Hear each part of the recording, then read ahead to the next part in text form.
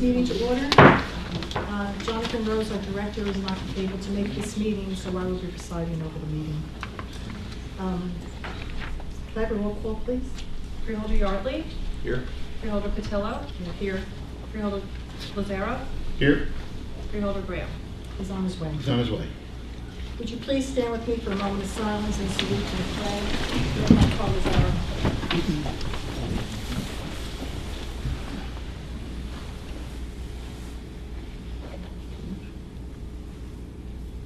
I pledge allegiance to the flag of the United States of America and to the republic which stands, one nation under God, indivisible, with liberty and justice for all.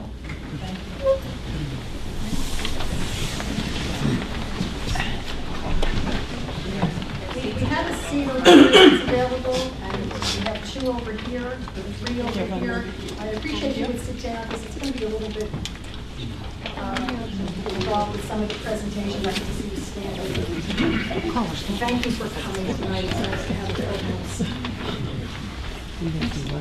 Pursuant to the Open Public Meetings Act, Chapter 231, Public Law 1975, adequate notice as defined by the Section 3D of Chapter 231, Public Law 1975, has been made by regular mail, such notice being submitted on January 3rd, 2017, from the Administrative Center of the County of Sussex, located at 1 Spring Street, Newton, New Jersey to the following: the New Jersey Herald, New Jersey Sunday Herald, the Star Ledger, WSUS Radio, WNNJ Radio, and is also posted on the bulletin board maintained in the Administrative Center for public announcements, and has been submitted to the Sussex County Clerk in compliance with said act.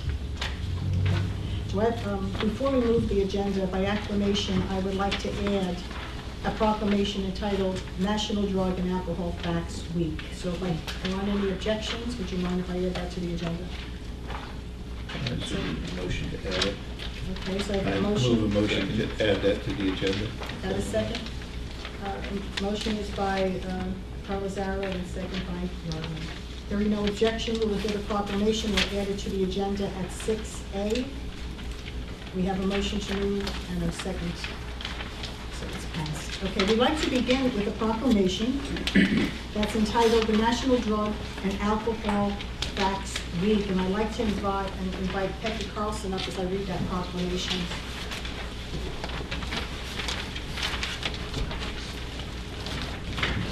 That's not my proclamation. This is my proclamation.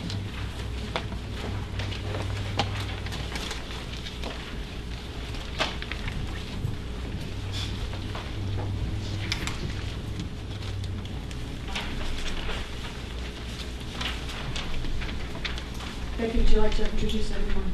Yes, this is Tina Owie. She is the Director of Prevention Services at the Center for Prevention and Counseling, and then Tisha McGowan, and she is the Coordinator for the Coalition for Healthy and Safe Communities. Thank you so much. This is the people that had a little problem seeing. So our proclamation today is very interesting, so I'd ask you to please listen very carefully.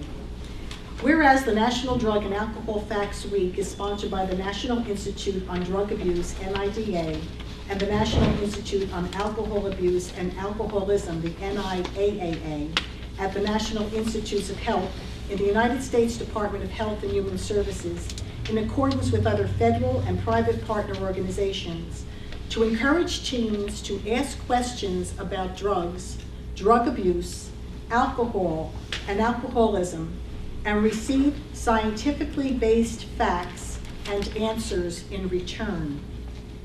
Whereas from that day forward, the National Drug and Alcohol Facts Weeks will occur in the winter with an annual 7-day celebration, anchored by NIDA's and NIAAA's National Drugs and Alcohol Chat Day, an annual event that provides high school students across the United States with the opportunity to ask questions of the nation's leading experts in the field of drug abuse, alcohol, and addiction via a web chat. Whereas National Drug and Alcohol Facts Weeks is a celebration of the inquisitive minds of teenagers and encourages them to ask questions about drugs, drug abuse, alcohol, and alcoholism, and get scientifically based answers without judgment or biased comment. Whereas the National Institute on Drug Abuse stimulates most of the world's research on drug abuse and addiction and can offer science as a key element of the national and community conversation about drugs. Whereas the National Institute on Alcohol Abuse and Alcoholism stimulates most of the world's research on alcohol and alcoholism and can offer science as a key element of the national and community conversation about alcohol. Whereas National Drug and Alcohol Facts Week celebrates the efforts of national and community organizations working with teens to encourage this science-based conversation about drugs, drug misuse, alcohol, and alcoholism. Whereas the Center for Prevention and Counseling has chosen Sussex County, New Jersey, to officially launch our local efforts. Now therefore be it resolved that the Sussex County Board of Chosen Freeholders, on behalf of the Center for Prevention and Counseling, do hereby proclaim Monday, January 22nd through Sunday, January 28th, 2018, to be National Drug and Alcohol Facts Week in Sussex County. We urge all citizens to participate in the activities that are planned herefor. By order of the Board of Chosen Freeholders, Freehold Director Jonathan Rose, Deputy Director Sylvia Patillo, Freeholder George Graham, Freeholder Herbert Yardley, and Freeholder Carl Zara. Congratulations. Thanks, Sylvia.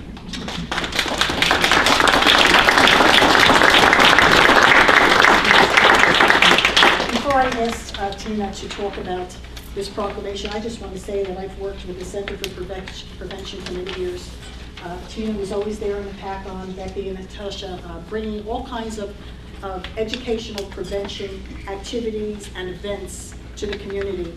And I've watched them over the years come with their car full of things, often wondering how they could even see as they're driving away. They were like a one-man show in the small little car.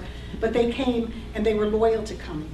And they spent a lot of time talking to parents and talking to children and pushing that message about the dangers of drugs. And as the trends of drugs would change, their message would change. They were always on top or right before that next trend coming at us. And of course, now we know that the trend is the opioids and the heroin situation that we have and the overdose.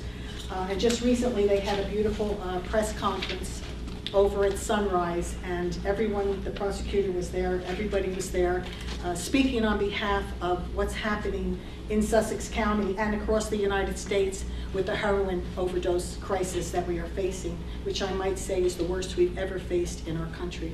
And these three women here, who are very humble, would never take any recognition, should be recognized tonight for the years of work that they've done to get us to this point.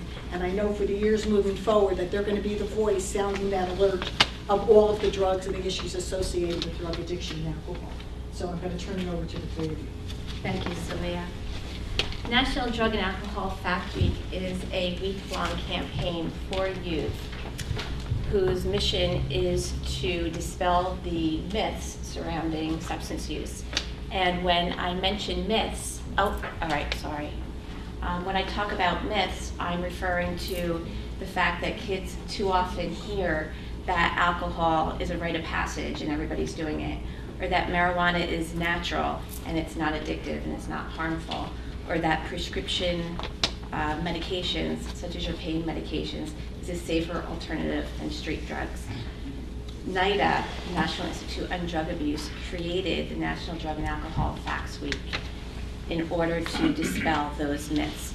They've created age-appropriate lesson plans, interactive activities, and online forums for our young people to become educated. Through National Drug and Alcohol Facts Week, our agency, primarily our prevention team and our Coalition for Healthy and Safe Communities, have been able to enhance the prevention work that we are already doing in our school systems.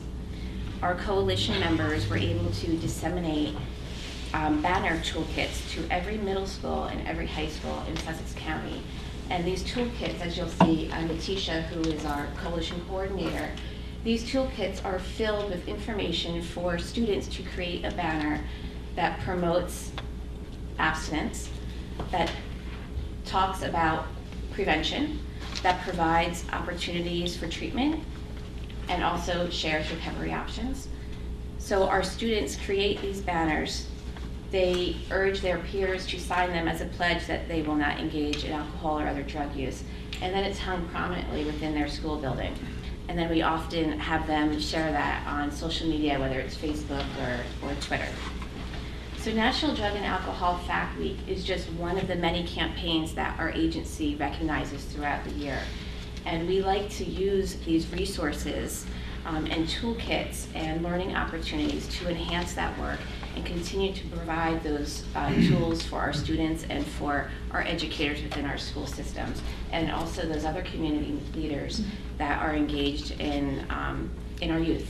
So I think that's all I have to say. I'm not sure, Becky Carlson, if you have anything. So thank you. We appreciate this.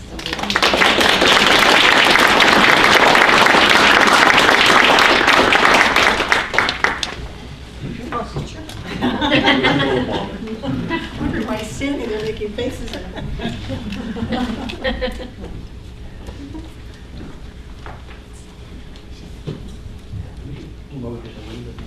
Which way? Behind the podium, from behind the podium. That's it, thank you. Oh, hold the proclamation, wait a minute, please. Sorry. I forgot about that. Okay, here we go. Here we go.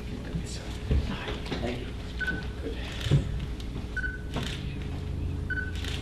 Thank you. Thank you for coming, appreciate it. Jesse, would you like to come up and talk about the wildlife refuge? I can, or were you going to do an intro, or? I hate to say I don't have a lot of information on your program, but we're really interested in hearing about it. Make it up. I will certainly speak afterwards. Thank you for coming. Thanks for having us. My name's Jesse Mayatov. I work at the Wallkill River National Wildlife Refuge. Our headquarters is up in, it's technically Vernon, but it's a Sussex address. We've been working for a few years now on trying to find a funding mechanism to convert. We need you to either hold the mic or speak. It doesn't record otherwise. Ah. You can do that. I like corners. We want every word you say for posterity. Guess what? Sure. Come on up then. All right. So I have a few other folks with me also. This is Alexandria McNally and Carl Melberg here. They'll introduce where they're from and their role in this whole project in a minute. Unless you want to do it now. Yeah, I'll let you go. All right. We'll go. So we've been looking at the refuge for a couple of years now on trying to find a funding mechanism to convert a 9.5-mile section of the former Lehigh New England Railroad over to a multi-use trail in conjunction with the other trails that already exist within the county. And we have an opportunity now for some federal highways funding through a FLAP grant, which they'll explain what that is shortly, to tackle the first phase of that for us. The reason we're here tonight talking to all of you, and mainly you folks, is as part of this, we need to have a partner in this grant application actually submit the application for us. So we'll get into some more of the details shortly, but the overview of the project, you've got the existing railroads to the southwest of us, the Great Valley Rail Trail, Paulinsville Valley Rail Trail, and the Sussex Branch Rail Trail. And we're looking to tie into the Great Valley Rail Trail and continue that north, and eventually, once we have all three of our phases done, it'll actually take us right into New York State through some existing trails that we already have up there. So we have a few hurdles to overcome, and the other map over here kind of shows that a little bit better. There's a lot of bridges that, since the railroad was decommissioned years ago, have just kind of been let to go. Most of the structures are still intact, other than the timbers need to be replaced on them. One of them, Hurricane Sandy, took out one of the piers for it. So we're looking to get the funding to re-secure that pier or put in a new one, and then redeck that bridge, which would allow safe passage across it. So that's kind of where we're at on this one, at least the broad strokes of it. So here we need support. Hi everyone, I'm Alexandra McNally and I'm from the U.S. Department of Transportation. I'm stationed up in Cambridge, and I've been working with Carl from Fish and Wildlife Regional reporters, and Jesse and Mike from Wallkill. And I've been working mainly on the FLAP application, which is the Federal Lands Access Program. So we give a handout about what the Federal Lands Access Program is, but essentially it's trying to connect communities more with the federal lands such as wildlife refuges, national parks, national forests, and these can be facilities that are on that are actually like on the refuge or the national park, or they can be adjacent. Often it's the local government or the state that are the applicants for this.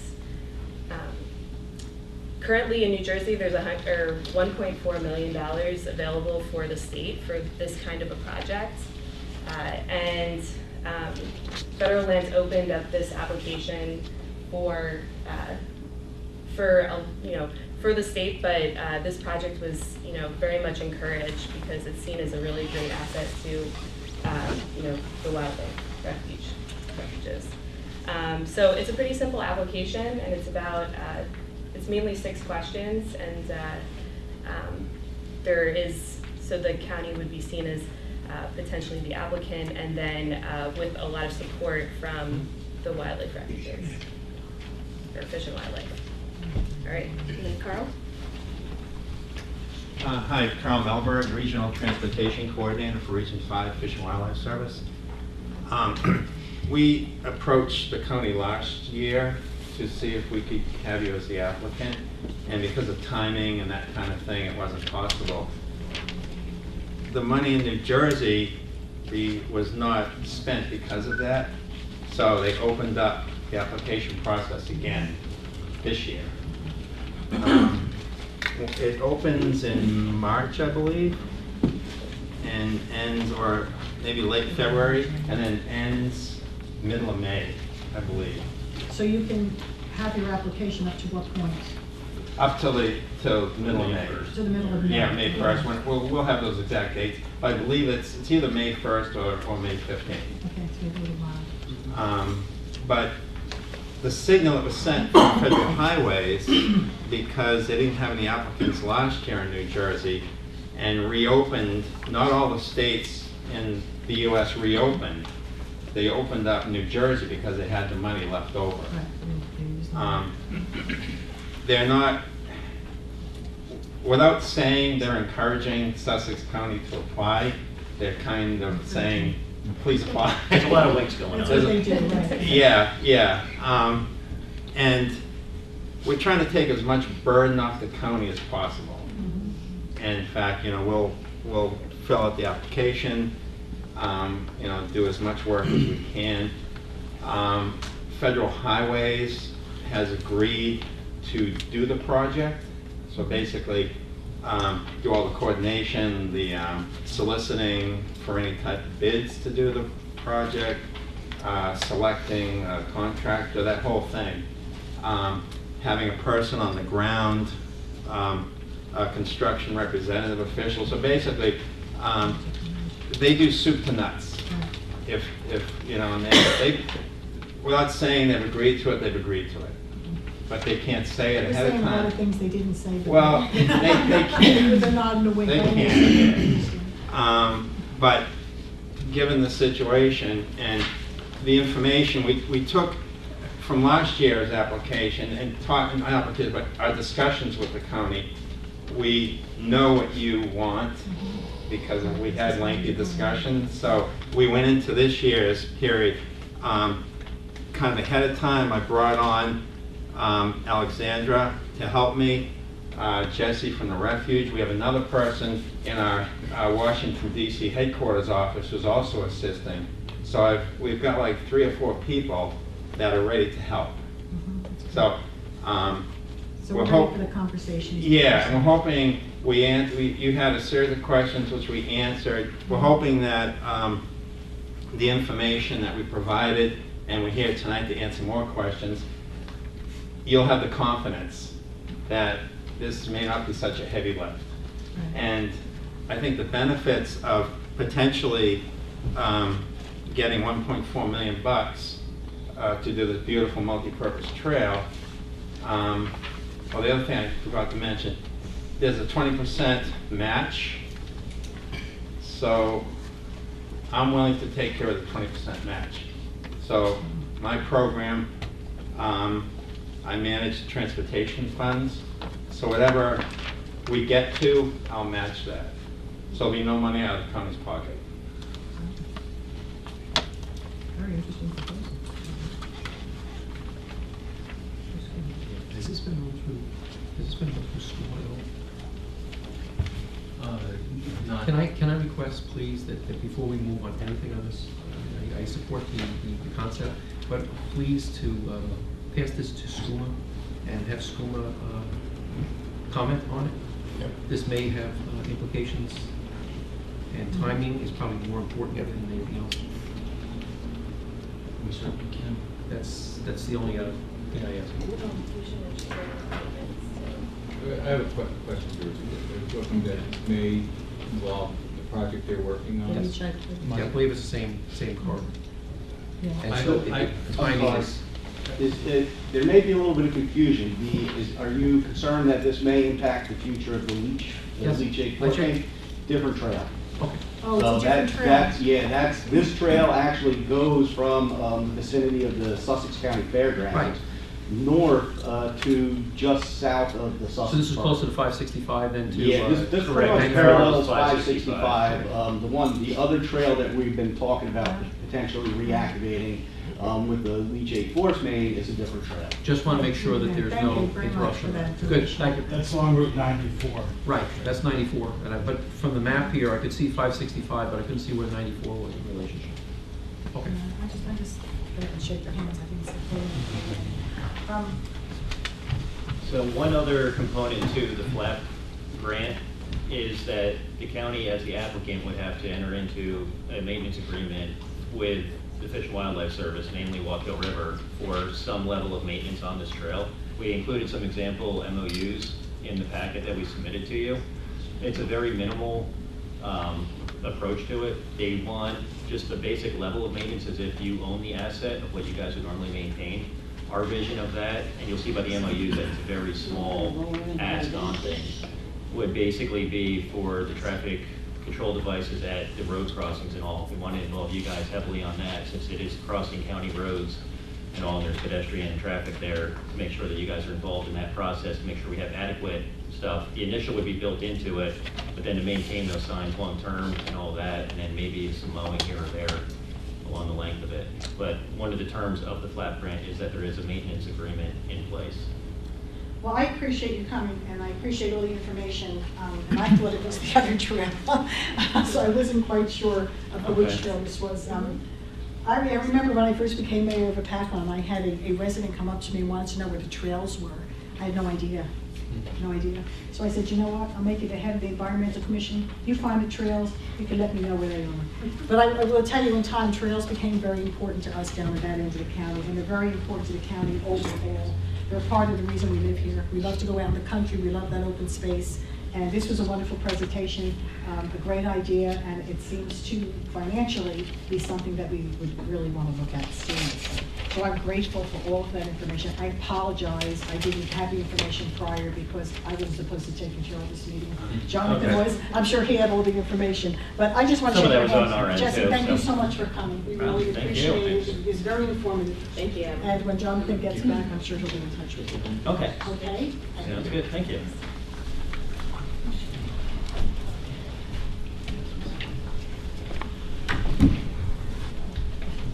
Okay, next we have another presentation from Carol Nover from our Department of Health and Human Services, and I know you have your staff, and you can introduce everyone. Carol, please. Yes. Thank you.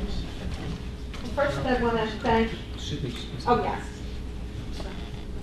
Do you want to discuss the last presentation, Paul? Oh, you want to have a discussion? Okay, I'm sorry, Carol. Just a question, just before you get started on it, we forget what we learned. I just had a couple of questions. I have a sheet, we just got this, but I have a sheet with a lot of questions and answers. And so, since this came in tonight, Council has not had time to review these things. No, we're going to have a... If I may, maybe this can just help maybe put this into context. As the representatives from Fish and Wildlife have stated, This has been an ongoing conversation between the representatives from the refuge and the county for more than a year. As Carl had indicated, there was an issue that was identified in terms of the 20% match, as well as the timing of the submission to the federal government last year that really precluded the county from participating in this process. As the federal government has reopened the opportunity for applications to be submitted for a project such as this, the representatives from Fish and Wildlife had come back to the county through the Department of Engineering and Planning and have laid out in great detail answers to questions that were raised last year when this project was being considered by the county. So we had the opportunity to meet about 2 weeks ago, and as they were continuing to gather information from other representatives within the federal government that are responsible for the FLAP grant application, the county, through the Department of Engineering and Planning, had prepared a number of questions specifically addressing those issues that were raised last year while this project was being considered. And so the questions you have before you are the questions that were put forward by the county to the federal representatives, and the answers now are the answers that they have gotten back from the various partners that are involved in this FLAP grant application. Much of it focuses on what the county's obligation would be should the county consider being an applicant to the FLAP grant. And effectively, what has been determined, and you have these materials now before you, the county's obligation is really minimal, with the exception of the necessity of entering into the memorandum of agreement relative to the maintenance of the trail. But as Jesse's indicated, the scope of those MOUs or MOAs is really rather limited, and the maintenance requirement would be comparable to any other facility that the county would own in terms of the level of maintenance. We do not believe at this point, in conversations I've had with the county engineer and his staff, that the requirements on us through a memorandum of understanding or memorandum of agreement would offset the benefits that would be derived from moving forward and working with our federal partners towards being an applicant to take advantage of this grant funding.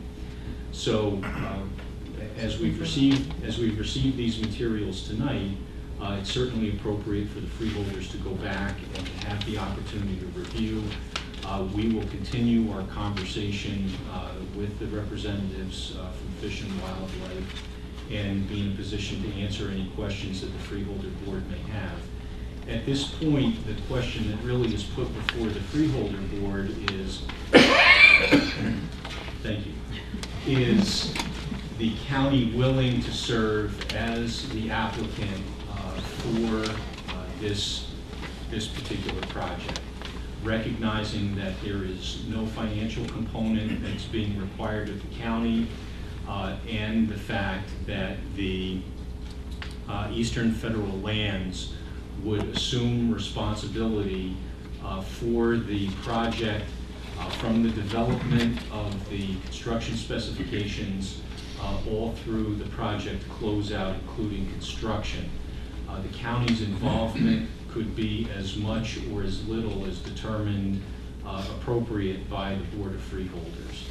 And so we agree at the staff level that this represents a very interesting and exciting opportunity to be able to move forward a project that was identified most recently in the county's open space plan, having importance to the county's overall trail network, and the fact that there is no monetary contribution on the part of the county makes it that much more attractive. I have a question. Bill, maybe you can answer this question. Does this trail connect to any of the other trails? It has the potential to, yeah, it has potential to connect I'll say the southerly end near the fairgrounds to the Great Valley Trail and the Sussex Branch Trail. And then as Jesse had indicated, as you extend northward up into the refuge, there's a series of trails that are up that already exist up there. This particular grant, one thing that I think is important to understand is phasing in the conversion of the old Lehigh and Hudson Railway. This would be phase one of what is probably going to be a 2 or 3 phase project. I think based on my review of the information that has been put together and the discussions with Fish and Wildlife, it's probably the most difficult of the phases. But the future phases, you know, I think we would probably continue to, or Fish and Wildlife would continue to pursue other opportunities similar to this to ultimately have the entire corridor reactivated and provide connectivity between the trails that already exist in the county and the trails that exist up into the refuge, up into New York State. Bill, is there anything else you want to say on behalf of the trails? No, I think I reiterate, you know, really what Greg did a good job summarizing this up. We have been in conversations for over a year with, you know, the refuge and Fish and Wildlife on this, trying to find a way to really advance the opportunity. And I think what this is tonight is an introduction to the board, and certainly what we're looking for is for you to bring back any comments or questions. We've, you know, done a pretty good job at the staff level going through all of this and anticipating, you know, impacts to the county and how we could potentially accommodate it. I think we have a unique opportunity here, but certainly there's some questions that still have to be answered and make sure the board has a full understanding of what we're signing on for. Thank you very much. So we're going to review all of these questions and information that we have in our hands, and then we'll come back to another meeting. And if you have any questions, then I would ask those questions be directed to me so that we can facilitate those answers, and then continue to work with our federal partners, anticipating if the questions are answered to your satisfaction, that it would be appropriate for the Freeholder Board to consider a resolution authorizing the county to serve as applicant in this next round of flap grants. Bill, did you look at the amount of time it might take to finish this phase one? Well, from a county staffing perspective or a project perspective, I think one of the important things to understand here is that while we would be the applicant, we have the right. The county has the right during the application process to transfer the administration of this particular project over to the Eastern Federal Lands, and they really will do all of the management. You know, the county retains the ability to be involved to whatever degree, you know, the board sees fit. Being all the way from very minimal, just application development-wise, and then if the application was granted, there'd be a couple of memorandums of understanding or agreement that we would enter into to solidify some of these things, and then it could be to the extent where, you know, the Eastern Federal Lands manages the entire process with almost, you know, little to no county involvement until the project is completed. Okay, they had mentioned a project manager would be. Yeah, so that is an opportunity that they have coordinated that would be available to us if that was the direction that the county wanted to go. And I think from a staffing resources perspective, it would certainly be advantageous for us to take that offer. If we decide that it's something we want to move forward with, I think it's, you know, we're in a much better position staffing-wise to manage this, especially with all the other competing needs that we have to handle. And I would concur with the presentation made by our friends this evening from the refuge, that this, as a result of what they've put together over the past year, understanding what limitations the county has, both in terms of financing as well as staffing, that they have come back with what appears to be a very attractive proposal that will allow the county to take advantage of federal funds as well as oversight and management of a project that is of significant importance to the county in terms of trail development. That's great, thank you so much. Thanks for the information, Bill. I apologize for going forward without discussion. I was the only one that didn't realize that you had all this information, so thank you for coming for all that information. You're welcome. And it was a great presentation. It sounds like it's a really good opportunity for all of us. So is there any more discussion or questions? Okay, at this time I'd like to once again invite Carol to come on up.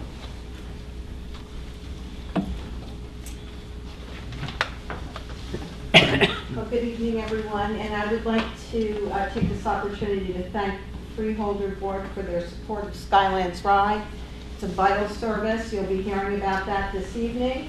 We're here because we're going to kick off placing bus stop signs on the public route so people know where our bus stops are, as well as shelters. That's for our Connect service. And as well as beginning conversations on how we can increase rides for veterans to veterans hospitals. So we're very excited about that. This evening with us we have Marie Zangara. She is the acting program coordinator for Skylands Ride.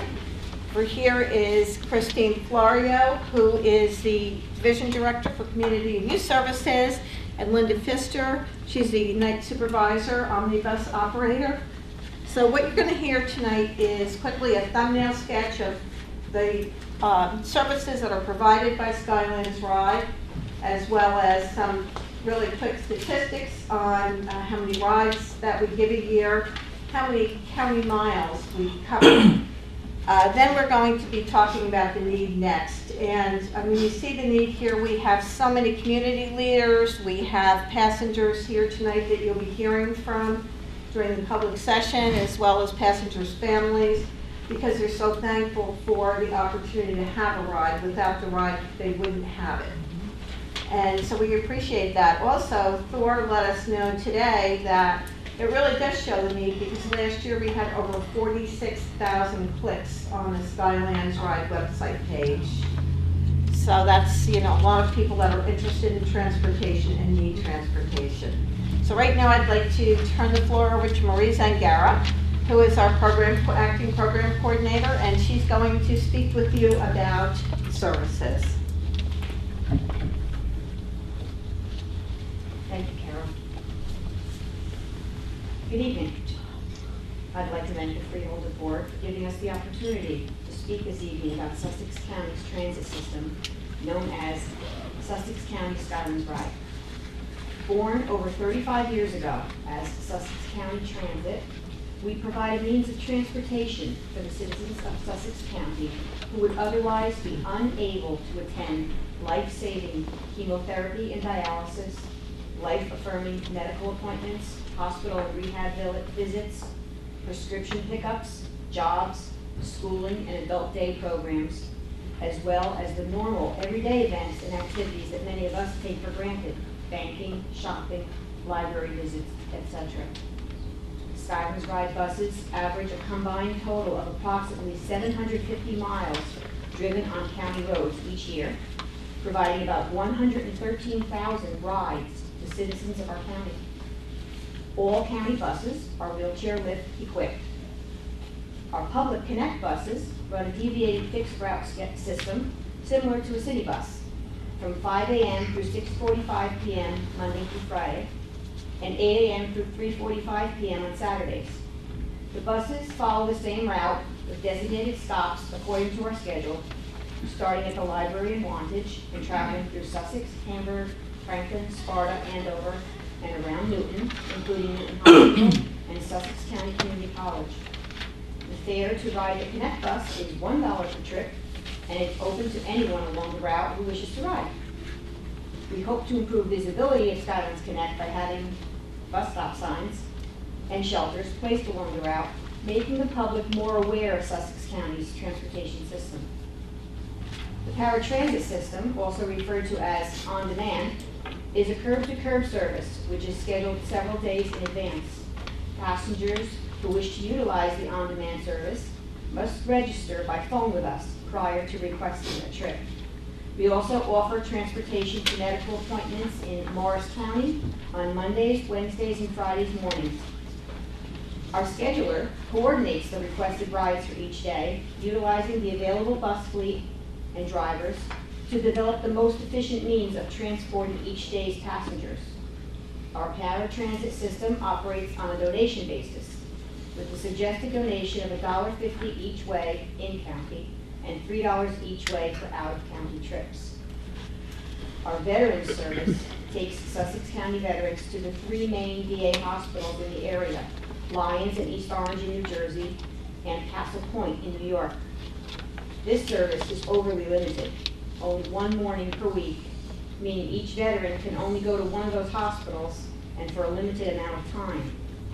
Many of our veterans actually need to visit more than one of those locations each week, or need more time for multiple appointments, but we have been unable to accommodate their needs at this time. Our goal is to expand service for our veterans in the future. At this time, I would like to introduce Linda Pfister, our evening supervisor at Skylands Ride, to explain just how important our service is to the neediest residents of Sussex County. Good morning. Good evening. And I'd like to thank the Board of Freeholders for this opportunity to speak before you. I have been a driver and now a supervisor for over 11 years at Skylands Drive. Before my start at Skylands, I never took notice of the White County buses. I never could have imagined the vast need that existed in our county. I'm overwhelmed now, seeing the need by so many. The need spans all social and economical backgrounds. So many families and individuals in Sussex County are living on the edge with no lifeline. They are the working poor, the elderly, the disabled, those with special needs, and those who are truly trying to better their lives. A large majority of our clients are alone, with no support from family, friends, or neighbors. They do not have any other means of transportation from their rural areas. Many do not drive due to medical reasons. Many others have had to choose between shelter and the cost of owning and maintaining a vehicle. In this day and age, I know it must be very hard to believe our fellow citizens do not have cell phones or access to any type of technology. Many come into our system after being hospitalized through the ER, with medical personnel setting up all their appointments for them. Our office phones rings continuously with so many calls for the needed help. And unfortunately, many callers have to be denied due to location, times, or lack of available drivers. Many on the phone cry and beg us. They tell us how desperate their situation is. They have no other means of transportation. Most can't afford to pay for a taxi or, if a wheelchair-bound, a medical transport van. Many use our service 3 to 5 days a week for chemo, radiation, and day programs, dialysis, and work programs, which even for the average worker would result in extreme hardship. Many can't even afford our suggested donation of $1.50 each way. Years ago, I found a piece of paper in one of our donations bags. I keep it tacked above my work desk to remind me how bad times can get, and it read, "Sorry, I don't have any money. That is why I'm on the bus. I was someone once." Still chokes me up when I read it.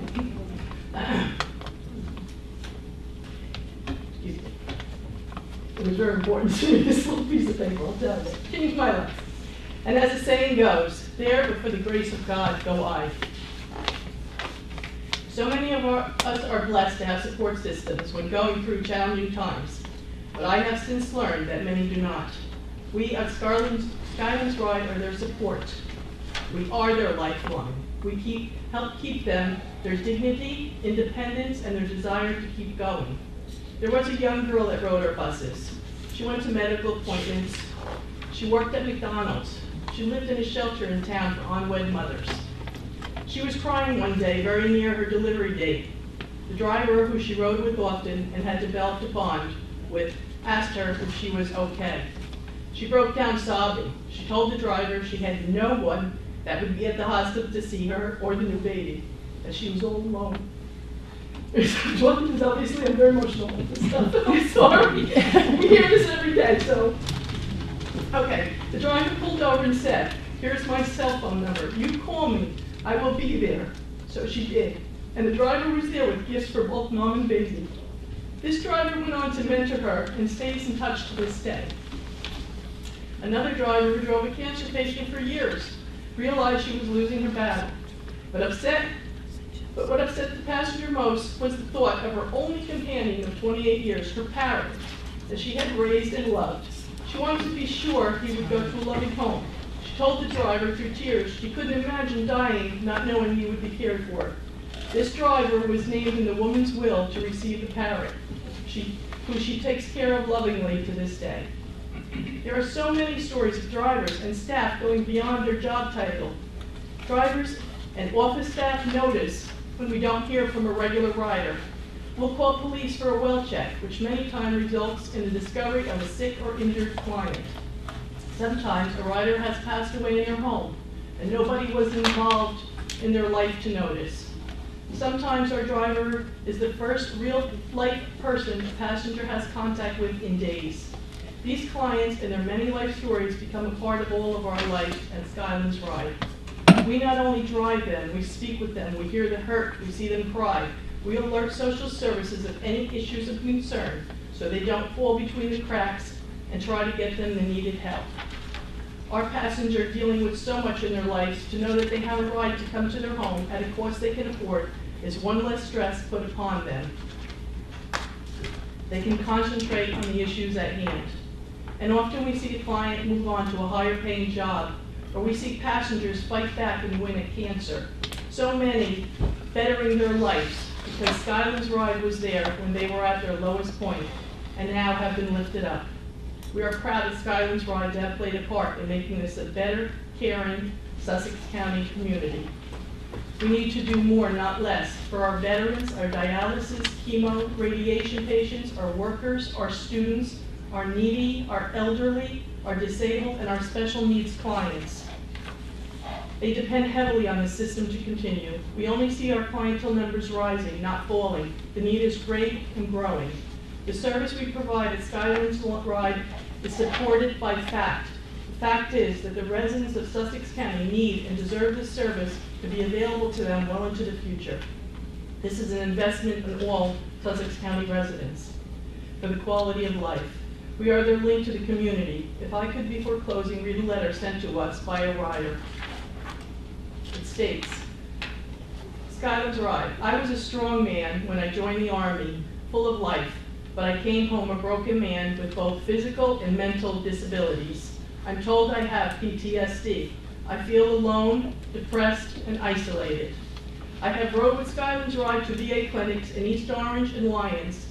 The fact we ride on the bus with other vets in the area helps us all to talk with fellow veterans. We can understand emotionally what the others are going through. We lived it. I also take the public bus to connect as I can no longer drive. It helps me get out of my room. Whenever my depression is so great, I get on the bus and ride around the county, talking to the other riders and the driver. It breaks up my day and helps with the isolation that only makes my mind wander and causes me to go to a place in my mind that is frightening. Thank you, Skylands Ride, for this service. It is an affordable way for me to be involved with life. I don't know where I would be without it. God bless, William. And in closing, I just want to thank the Board of Freeholders again for your amazing support in keeping Skylands alive, and I wish you all a good evening. Now I'd like to introduce Christine Florio, who is the Division Director. And thank you again. Hi, I wanted to recognize everyone. Thank you for coming. There's a lot of people in the audience that we work with on a regular basis. Thank you, Jim, for coming. He's our Division Director for Health. And we also have a driver here, Ronnie, who's a driver for Skylands Ride. And also a lot of our community partners, Bridgeway, Newbridge, Center for Prevention and Counseling, and many other agencies, as well as some of the staff, Tom, who works also for the county. I wanted to thank the Freeholder Board for all of your support of Skylands Ride and giving us this opportunity to speak tonight to really increase the visibility of Skylands Ride with the bus stop signs and with the bus shelters. As you have heard, these trips provided through Skylands Ride are not optional for many of our passengers and are extremely valuable. These trips are life-sustaining. These trips mean life-sustaining medical care and treatments, employment opportunities for people to support themselves and their families, access to our county college to expand their career options, and among other needs to prevent isolation through regular contact with compassionate people such as our drivers. Public transportation has many benefits to a community. It supports economic growth as residents obtain employment in our county, promoting and working for our local businesses. When our residents are able to go shopping, they're also supporting our local businesses and shopping here in the county. Public transportation is a part of any healthy community. We look forward to having bus stop signs throughout the county as well as bus shelters to increase visibility of Skylands Ride. We also look forward to continuing conversations to try to increase transportation services for our veterans. Next steps also include having roundtable discussions with veterans in Sussex County as well as veterans groups. Again, thank you for this opportunity. We really appreciate it. Thank you.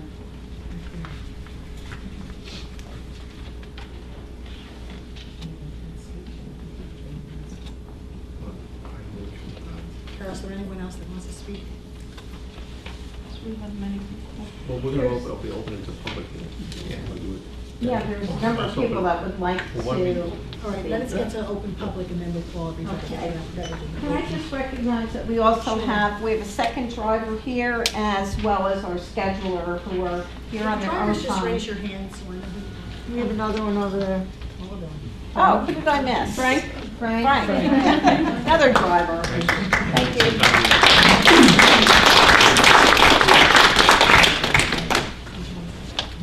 Yes, thank you very much. Thank you very much.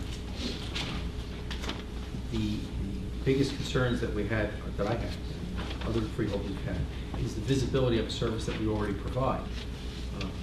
Years when I was advertising, they said if you don't advertise your product, it's a big secret. Well, nobody makes any money out of a big secret, and nobody gets service in a big secret. We know we have the ride, we know we have the drivers, we know we have the buses, but we don't have. Could you hold up a sign? We don't have a sign. I have seen the buses stop along corridors, and that's not safe. It's not safe for the drivers. It's not safe for the riders. And it also makes it harder for us to know exactly when bus stops are going to occur. So what we have talked about is they have the signs made locally at our own sign shop at a cost of about $40. $41. $41, which is a very reasonable, and it falls into our budget. And it also gives us the opportunity to look into shelters that would be provided by MJ Transit, but would be maintained locally. And starting in February, we're going to start to go to different towns that we're going to start to roll out on this project. And we're going to start with Franklin. We're going to start with Franklin. Make our way around the county as to those towns that we can start putting these signs up. Greg, I know that you've been involved in this, because you didn't correct me on $40. I was lowballing it. I was expecting 41.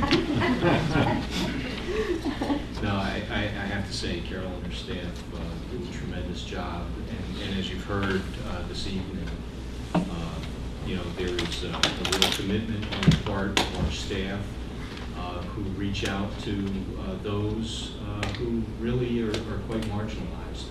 And and I appreciate you sharing those letters that you've received from those who use our services. That's just one small example of a rather significant part of our population who really need and require the ability to be able to get around to meet their needs. So. Well, I've had the opportunity to spend some quality time with Marie and Lindsay, and both of them are dedicated to what they do. I was very surprised Linda choking up there. Usually you're tough as nails. I'm surprised myself. That was another side of Linda that I had not seen. Usually when I start choking up, she smacks me and says, "Grow up." So she did a fabulous job there. But in spending hours with the people that are running the operation, you get to understand that it's more than just a service. It's a commitment, and I find everything in Health and Human Services. I find it with roads too. I mean, you guys put more into it than just, talk. People in this county really care about what they do. So help us help you to help people out there. Thank you. We're going to go to Is there anyone? I'd like to say that in the summer, I had the opportunity to do the hearing on the transportation. To hear what the usage and how many people use it in the veteran services was eye-opening. And we'd like to say that the Freeholders Veteran would express the desire for more funding from the state. And I think that if we could, through the state, somehow expand the service, that would be a great opportunity for the county. But you do a wonderful job, and I only hear good things. Thanks, very, very good presentation. Thank you. Thank you. Thank you. I just want to say thank you for coming for the presentation, and to the drivers, thank you for the compassion that you show so freely to these residents. It means everything to them. You do a great job, and you're part of our staff that works quietly behind the scenes that we don't normally see or hear from. So it's wonderful for you to come and tell us about the things that are happening and the way people are reacting to the kindness that you show. Thank you so much for that. We don't have a public hearing, so I'm going to ask for a motion to open up to public session so we can open for the public. Second.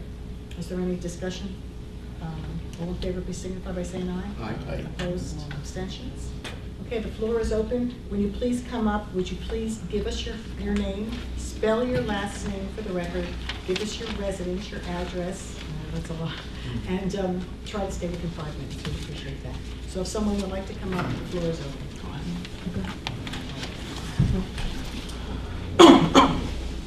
Good evening, ladies and gentlemen. I'm James DeKonski. I'll spell my name for you. It's D-Z-I-E-K-O-N-S-K-I.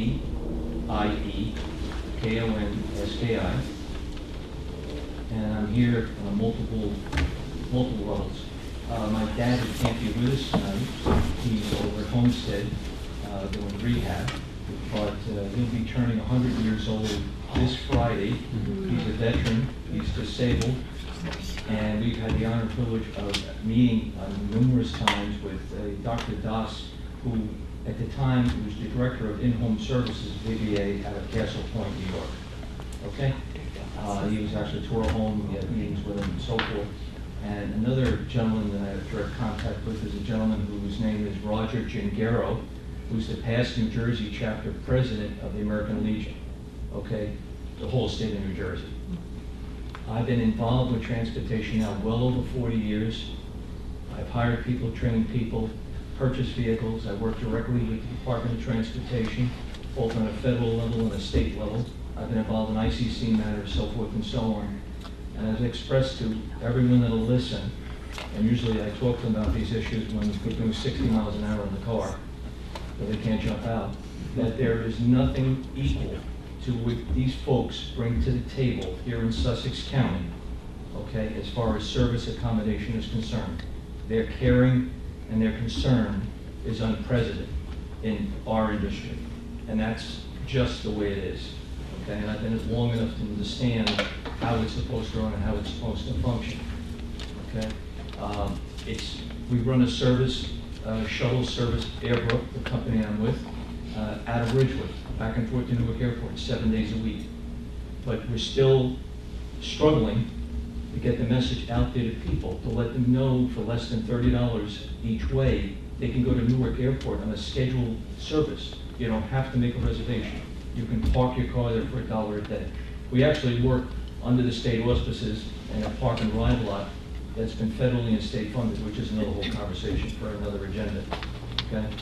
But these folks, what they bring, shame on us if we don't recognize what they're bringing to the table. And as far as in the county is concerned, I've also been directly involved with Eric Schneider. For those of us, the dais that remembers Eric Schneider, I grew up with Eric Schneider. I won an award here in New Jersey Planners Award. I put up a building, commercial building in Sussex, right next to the firehouse. Tim's oil and truck, that's me. I own that building and property. I did that under the SBA. So I know something about what's going on in the county. Okay, and I told these folks many, many times, the services are done for my dad. He wouldn't be with us celebrating his birthday this coming Friday at 100 years old. He was born January the 26th of 1918, okay? And they can't believe up at the homestead how with it he is. Even the people at the VA on the Castle Point, I spoke to a couple of people, the director of prosthetics up there at Castle Point, and they can't believe how sharp he is on top. But all of that would be naught if he couldn't make his appointments to get for his medical attention as he'd need. He's got to go down to Morristown Memorial, or he's got to go to another VA facility and so forth, and these folks have been accommodated and doing what they've got to do. Without that link, he would not be with us tonight, okay? So I can't thank you enough for your attention here, and thank you for your patience with me. Thank you. Thanks.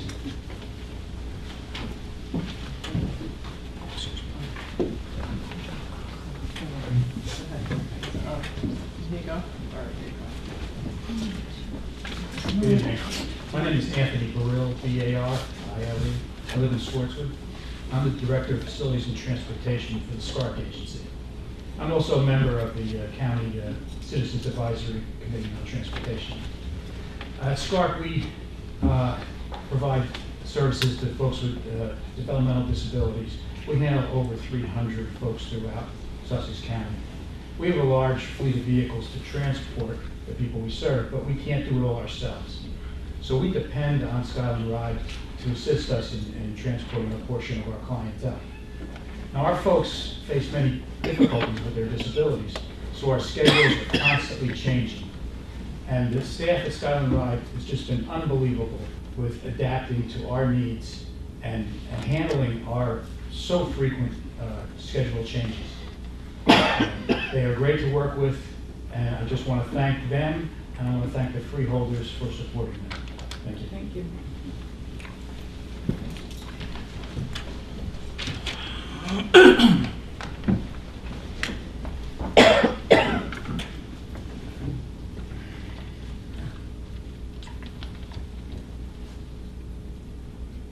All right, well, let me just say our names. Donna and Roy Haviland, Havelin, and we live in Bradshaw. This is my husband, Roy. I am afflicted with ALS. I go to the Y via the bus, and this I get I get physical training, personalized training, and swim therapy. This enables my wife to go shopping in the store. Without the Y, or without the bus service, it would be very difficult for us. I thank the drivers and the Freeholders. Thank you. And I just want to say, thank you so much for hearing our plight. I can't say that I feel blessed in many ways because of Sussex Transit.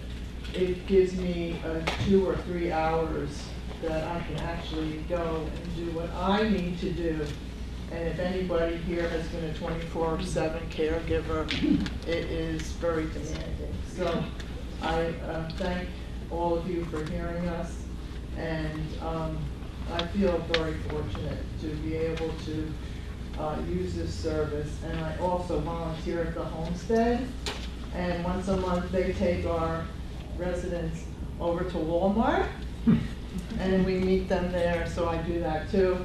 And I know how much joy they get from that. That's one of the few trips they get out to actually do something. So I also wanted to do that in the presentation. Thank you so much for listening.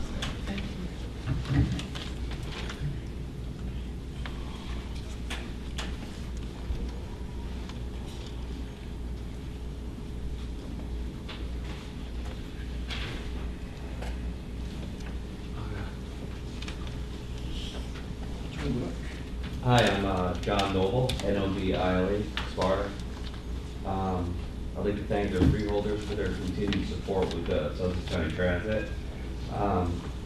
I represent the working guy that takes the bus. I've been with them for over 10 years now, and I've been with Door Labs for over 10 years. And because of that service, I'm allowed, it allows me to be a productive member of the community. You know what I mean? I'd like to thank all the drivers. I'd like to thank all the people from the transit. I can't say enough about it, and I think it's definitely a valued asset. Thank you.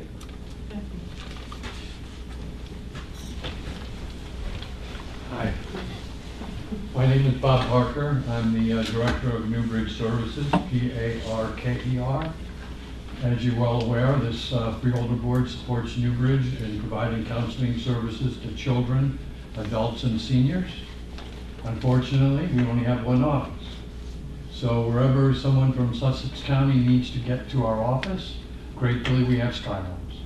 And it is such a critical service to help people that are struggling with mental illness, struggling with substance abuse, that they can gain the access to the services they need utilizing this terrific service. So I thank the staff, I thank you all, and let's keep building the system.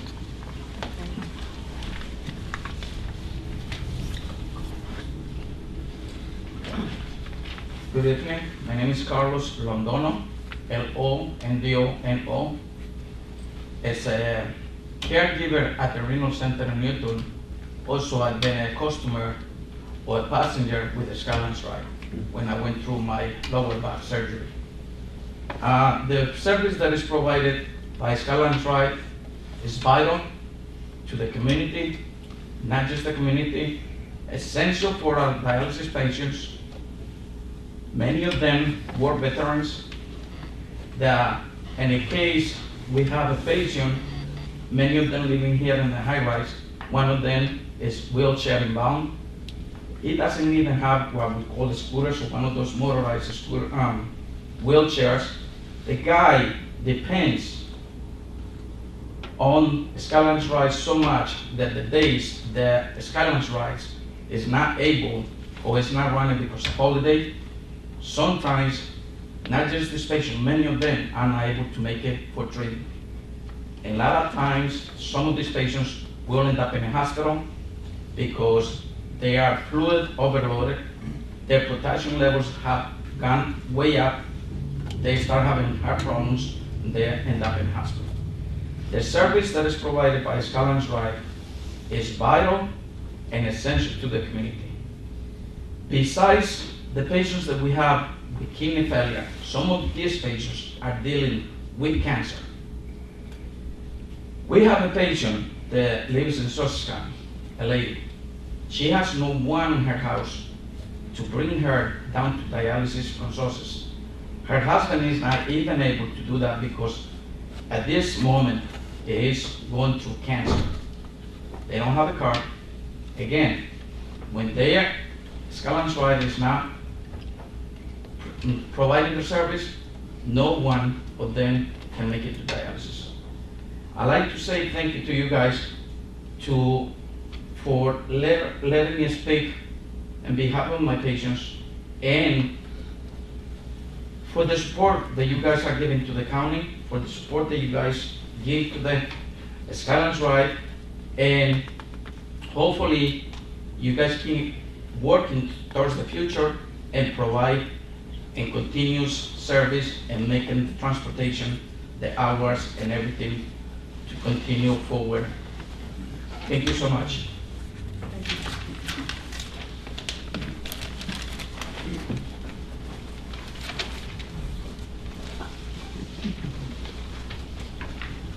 John Snyder, Sanderson. I'll change the topic. I'd like to be back over to this National Wildlife Reserve, the refuge. The graphics are very nice, but can someone explain the different colors up there? With that, the brown, the green, and... All right, the green on both maps indicates our current ownership. The brown is what Congress has approved as our acquisition boundary. So... What's an acquisition boundary? That means that it's property that the service, the Fish and Wildlife Service, is able to purchase if the landowner is willing to selling and if there's funding available at the time. So our acquisition boundary for the entire refuge would be that whole brown area, going through Wantage Township, along the Papicating Valley, and up into some of the spurs along the Papicating, up into Frankfurt and all, up into here. Wow. So the refuge itself right now is sitting at about 6,000 acres. We have the potential to expand to 18,000 acres. Only if landowners are willing to sell, and if there's funding available at the time they're willing to sell. Not sure on the map on that one. 640. But also, I noticed some of the brown, there's white areas in the brown. some of that is because when some of that land is in farmland preservation already, and with farmland preservation, the refuge is not eligible to purchase that. So when we did the expansion proposal a couple of years ago, for that expanded area, they opted to leave those parcels out because under current law and all that, we will never be able to purchase them. So there's no point in having them inside the acquisition boundary. And what wildlife are being protected in those areas? All. But is there... Primarily, we're focusing on the threatened and endangered species. Indiana bat is one of the big ones, also bog turtles. The reason for the expansion area is mainly for the threatened bog turtle. Yes, thank you.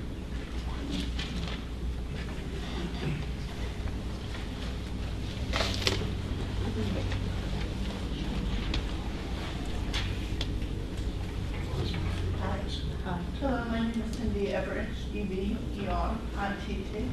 I'm a resident of Andover Township. I'm here tonight in support of Carol Norbit and Freeholder and their proposal to put up bus signs. I've lived in Sussex County for 25 years and worked in the Sussex County Social Service Network for the last 20. I'm presently employed by Daisy and run the Decide Better Intervention Program. Previous to that, I was the clinical director for a mental health community living program and the director for a homeless shelter serving families. To be successful consumers of these services must be able to have their basic needs met, including consistent and reliable access to the grocery store, daycare, medical care, substance abuse and mental health services, schools, and social service programs. When I learned to drive, gas was 27 cents a gallon. Considering our community. 11 cents. That's all I can remember. He's joking though, because it's really oats.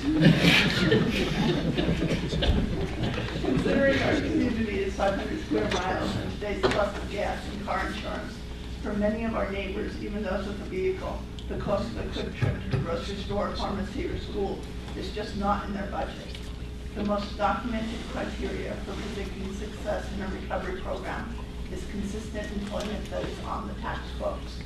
And this is certainly true of the Decide program, especially for our men who are part of DC or the judicial system. Reliable transportation is necessary to obtaining and maintaining employment. Sussex County currently has more jobs in the service industry fields than manufacturing.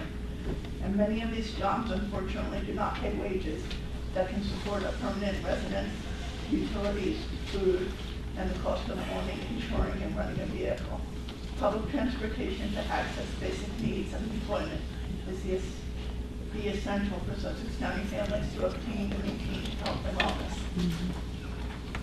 My experience with clients I have served and staff I have supervised is frustration that change is slow or non-existent. My response is typically that a reaction is fast but short-term. Change is slow and consistent.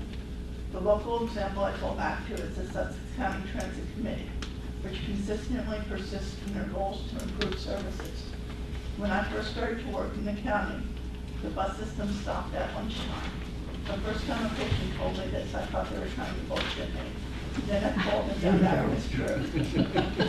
Over the years, I've watched the system end the lunchtime gap, increase routes, week routes, increase the hours of operation, add weekend hours and commuter options, and now finally add bus stop signs. I've taught many Sussex County neighbors how to read a bus schedule. In discussing with them what I thought was resistance to public transportation, I learned that it was fear of something unfamiliar. Having signs clearly delineating bus stops will be huge in breaking through this barrier. In conclusion, although the routes and the hours may not yet meet the needs, Skylands, in my observation, exceeds all expectations in humanity.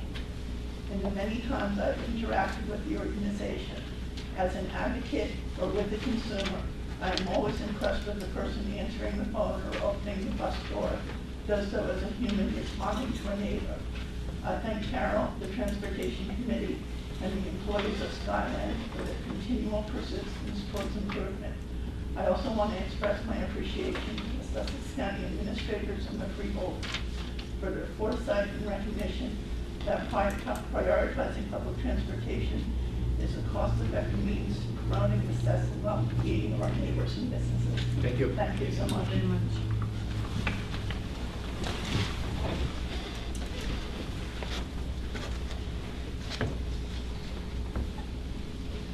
Good evening. My name is Keith Keppel, Keoppel. I gave up my driver's license due to my diminishing eyesight 8 or 9 years ago. And then 5 years ago I was widowed, and that made a great change in my life. I relocated into Liberty Towers, and I was pleasantly surprised to learn of the services provided by Skylands. I can meet many of my medical needs in the town of Newton through the senior bus in Newton, but to leave and go to Morristown or Sparta or to the VA, I needed the services of Skylands. Rather typically, tonight I came down from my apartment to 15 minutes early to catch the ride at the appointed time, and of course the bus was waiting for me. And that is pretty typical. The drivers, the service, everything has been, I would say, top-notch. They are just a wonderful group of people to work with. I have never been late for an appointment. I did find it necessary to cancel an appointment to the VA earlier in the month because of the pending snowstorm. I'm sorry I didn't make that one.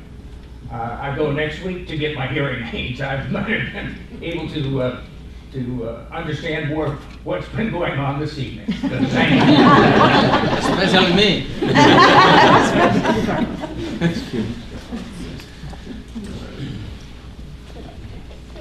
Good evening, board. Children Freeholders. My name is Nick Kaptanakis. It's spelled Kapetaanakis. I'm actually representing the County of Sussex Department of Health and Human Services, Division of Community Youth Services. Tonight I've been asked to read 3 letters into record on behalf of riders regarding their service from Skylands Ride. November 30th, 2017. To whom it may concern. After my brain surgery in 2005, I was told that I would not be able to drive again. The medications and what had happened to my body caused me problems that made driving risky and unwise. Upon hearing that, I was perplexed. How would I get to my doctors or to a possible future employment? Someone then mentioned Sussex County Transit, now Skylands.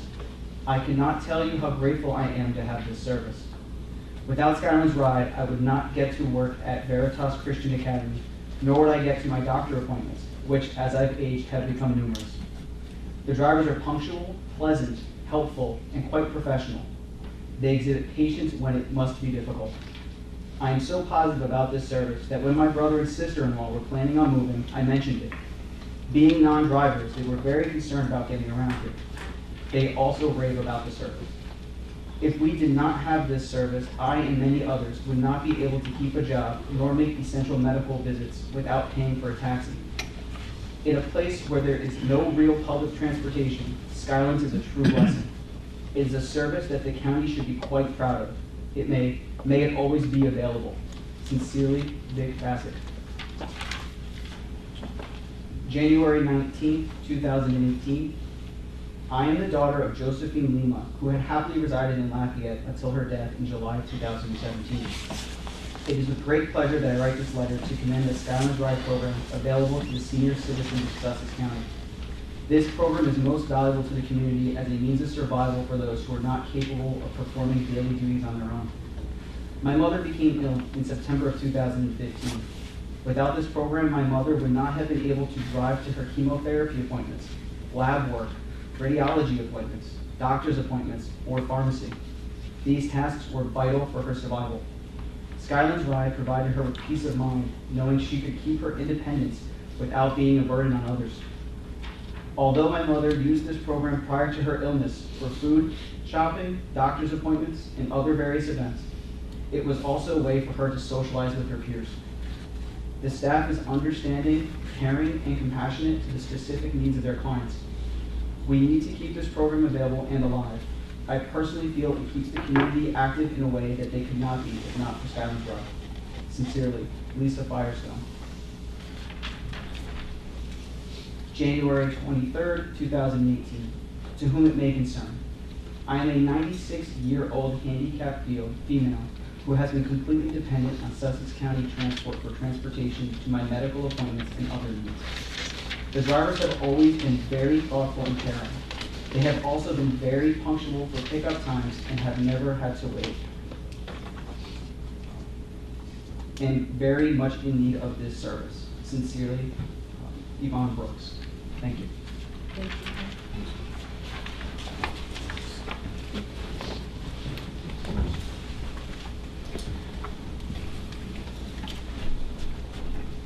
Good evening. Maureen Cianci, C-I-A-N-C-I. I am the manager for Community Health at Newton Medical Center, and I'm representing Newton Medical Center. I want to say thank you to the county for funding, providing this wonderful service, for the great staff of Skylands Ride and the county. Together as a community, in 2016, we identified our 5 top community health needs, and transportation was identified as one of those needs because we're such a large rural community. So I again thank you, and hope that in the future we can maybe build our services, and thank you. Thank you.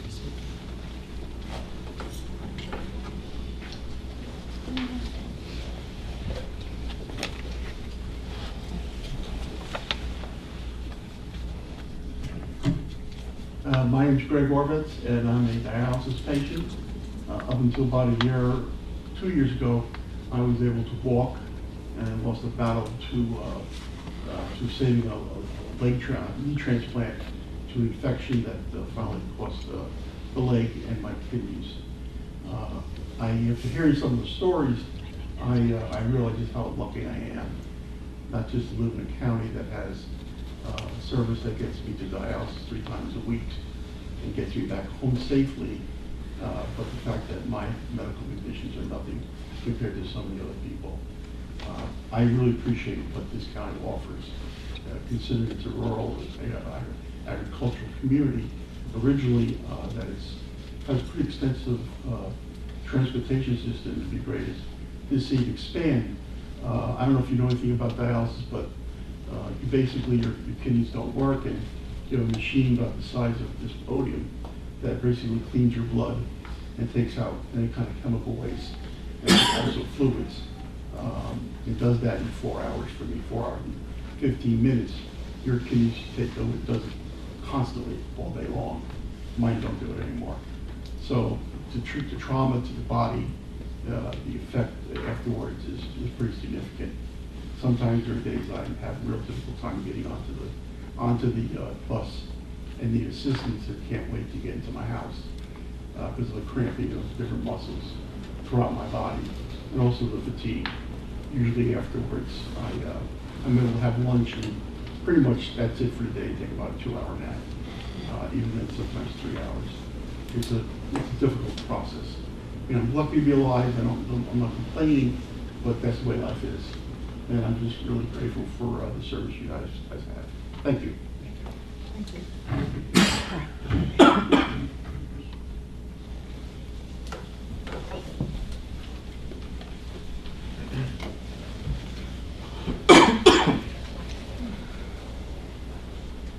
Good evening.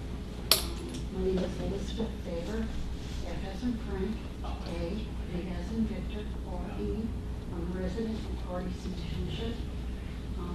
I'm in my infancy at using this program. I'm very ill, and as the illness went on in the middle of it all, my husband got very ill and he passed away. And I was kind of left not knowing what I was going to do from day to day. Someone had recommended and told me to call and speak to a transit and see, you know, certainly they would be able to take care of me on a variety of levels, and please make the call, which of course took me weeks because I didn't know really what I was going to do. From day one, they've been more than considerate, more than anybody could have ever expected. I've kind of lost my track of mind, and they're always very patient with me and wait for me to be able to find the word, to find what I need, and that's the glory of it all, because I can't keep track of it anymore. So I'd like to thank you for being who you are and doing the wonderful job that you do. And I would certainly like to thank the people of Sussex Transit, because I would be sitting home watching Criminal Minds.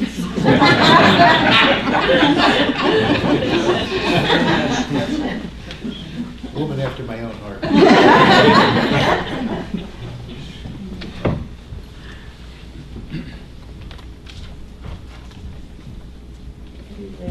Jackie Carlson from the Center for Prevention and Counseling, CARLSON, and I'm just here to mirror what a lot of you are hearing tonight.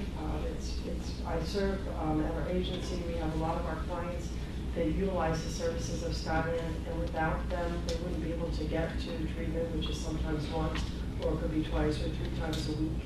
And it's such a vital service, and you know, the people that work there, and hearing these stories tonight are very humbling, and all the compassion and care that they have and that they offer, but it is a vital service here in our county. People, you know, need transportation desperately. So I want to thank you, but I really want to thank all of the Skyland people and all the people in this department for our hard work and the compassion that we offer to all the people that need these services. Thank you.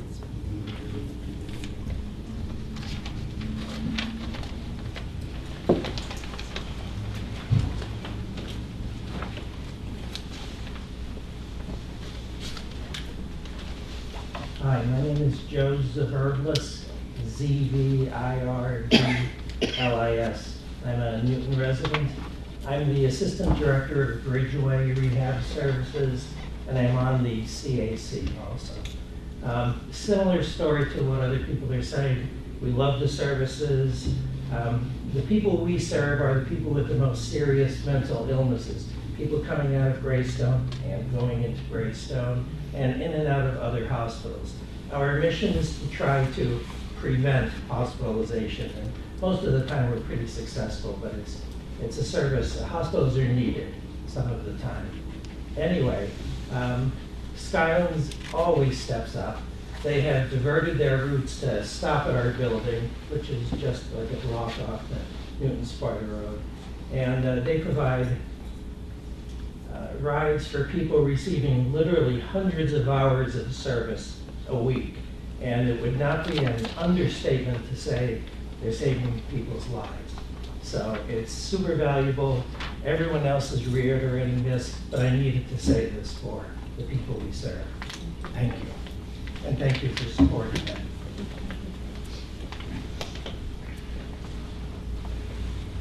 Is there anyone else that would like to speak?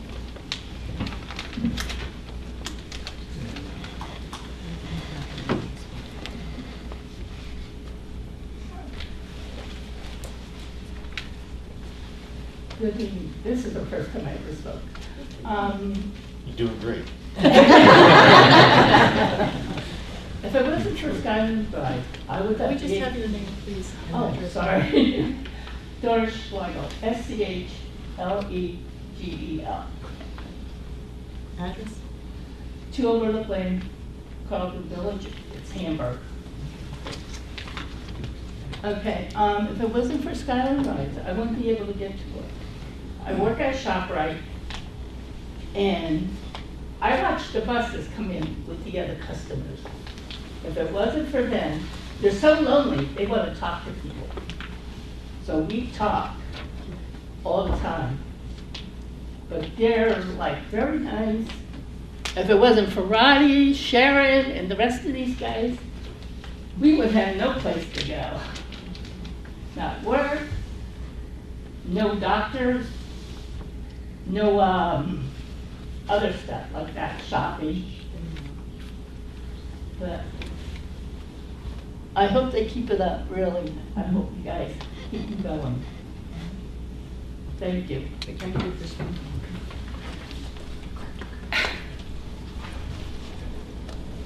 Is there anyone else who'd like to speak? I'd just like to make a comment. Let's close. Let's close first and bring it back and we'll make a comment. All right. Motion to close. I'll make it. Second. Motion Conley and second by Graham. All in favor, please signify by saying aye. Aye. Opposed, abstentions? Motion carries. Okay, now we just brought it back to the board and the board would like to speak. Go ahead. Is press here today? I don't see it.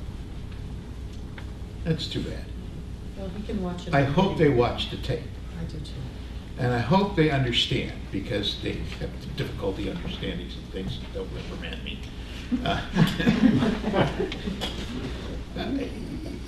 This county and this government is about people. Health department makes sure that your groundwater is good and that your septics are good. They make sure that your restaurants you eat in are clean and healthy. The people are taken care of through our social services. Our road departments take care of the roads so people can move around. It's all about people from the get-go. Nobody ever makes that known. And that you have all come in here today when we, this is not to defend or make sure that Skylands Ride keeps going. It's more or less a thank you for having Skylands Ride and having it there. But that you took the time out of your lives and your schedules to come in and say, thank you for this, we're glad it's here. Is that people should be aware, and I want the county to know that what we do here, we do because of the people in Sussex County, and everybody in this county, somehow or other, takes care of each other. And we get that job done. And that doesn't happen in a lot of places throughout the state. And I was going to get into this later on when I get into my North Jersey Transportation Authority thing. But I've been up there listening to all the dollars, that's a federal programs, and federal dollars get distributed throughout the northern section of the state through this organization. And we're so far north, I'm not sure that we're really here. So my job is to remind them that we still exist up here, and I'll go into that a little bit later. But this is one of the big transportation things that we've pushed down there to try and get federal funding to come up here to increase it, to make these buses more available and more successful. You've done a great job, and I want to just thank you all so much for coming out tonight and saying what you had to say about the transit thing. And of course, to the folks who make the thing work and keep going, even if you do cry all the way through it. It's gotta be my age, I think. You get more sensitive as you get older. You guys are very intimidating people.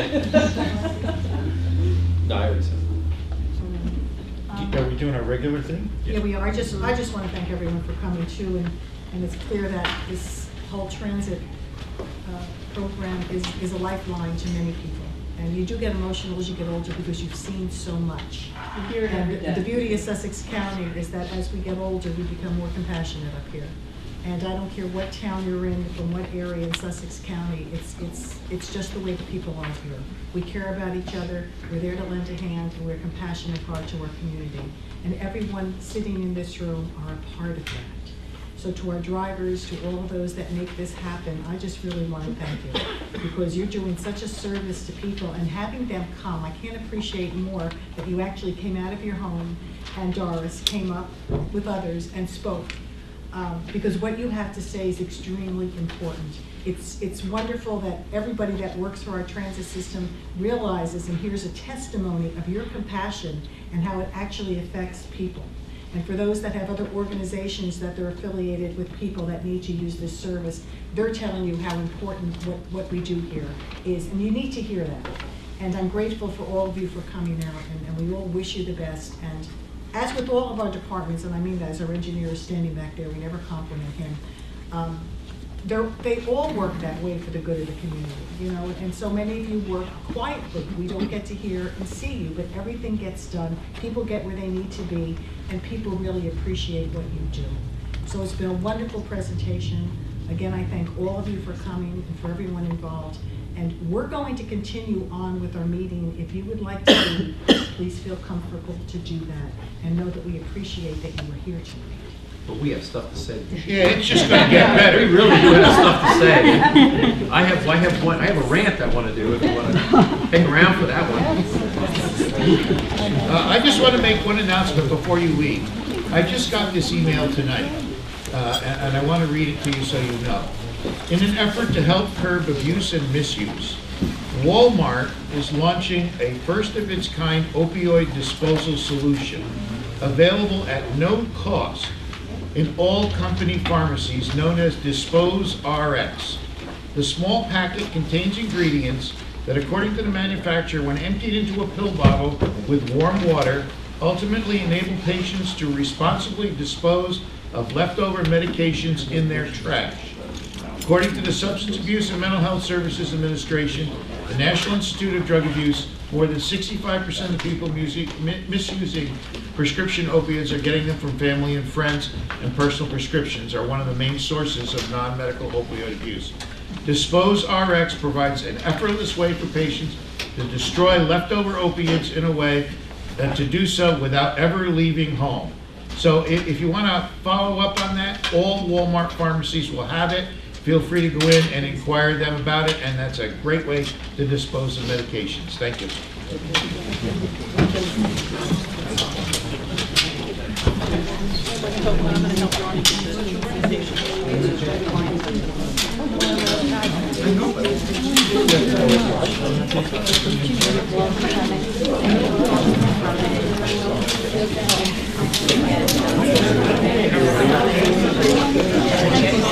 Hey, Mom.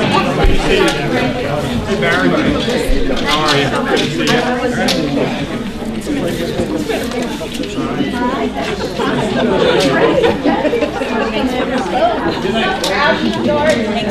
Thanks for coming. Thank you. You're welcome.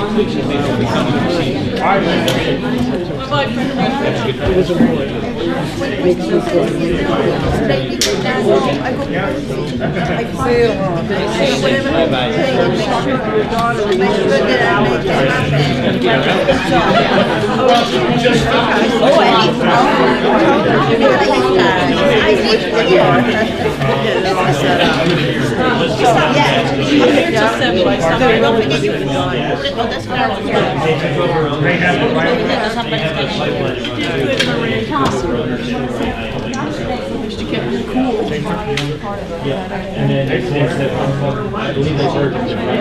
They just actually bought it. And then it's since donated to the federal government.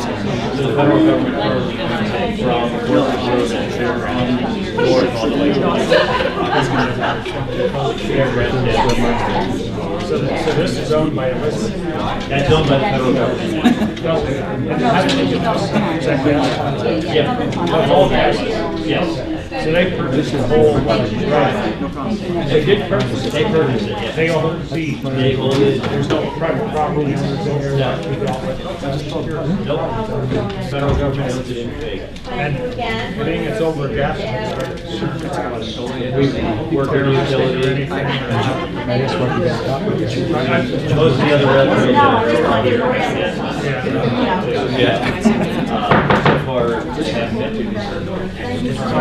Thank you for hearing. We can talk back in the hallway if you want. Thank you. Okay, before we move the consent agenda, no, we're freeholder comments, I'm sorry. We'll start with George. Okay. I got a few things to see if there's anybody left. I have a few things to say. Is there anybody out there? Don't just doors here. Or would you pan the room so you can tell if I just Nobody else can leave, shut the doors. Since Deputy Director told everybody to leave. I'd like to start with the college. There's always a lot of things that are said about the college. I had a meeting at the college yesterday with both President Connolly and the Lorraine Parker, the board president. And there are a number of things that are going on, including getting ready for breaking ground on the building that's about to be built over there. And a number of people have asked questions as to why we would have a building that's being built. Excuse me, could I? Oh, I'm sorry. Thank you.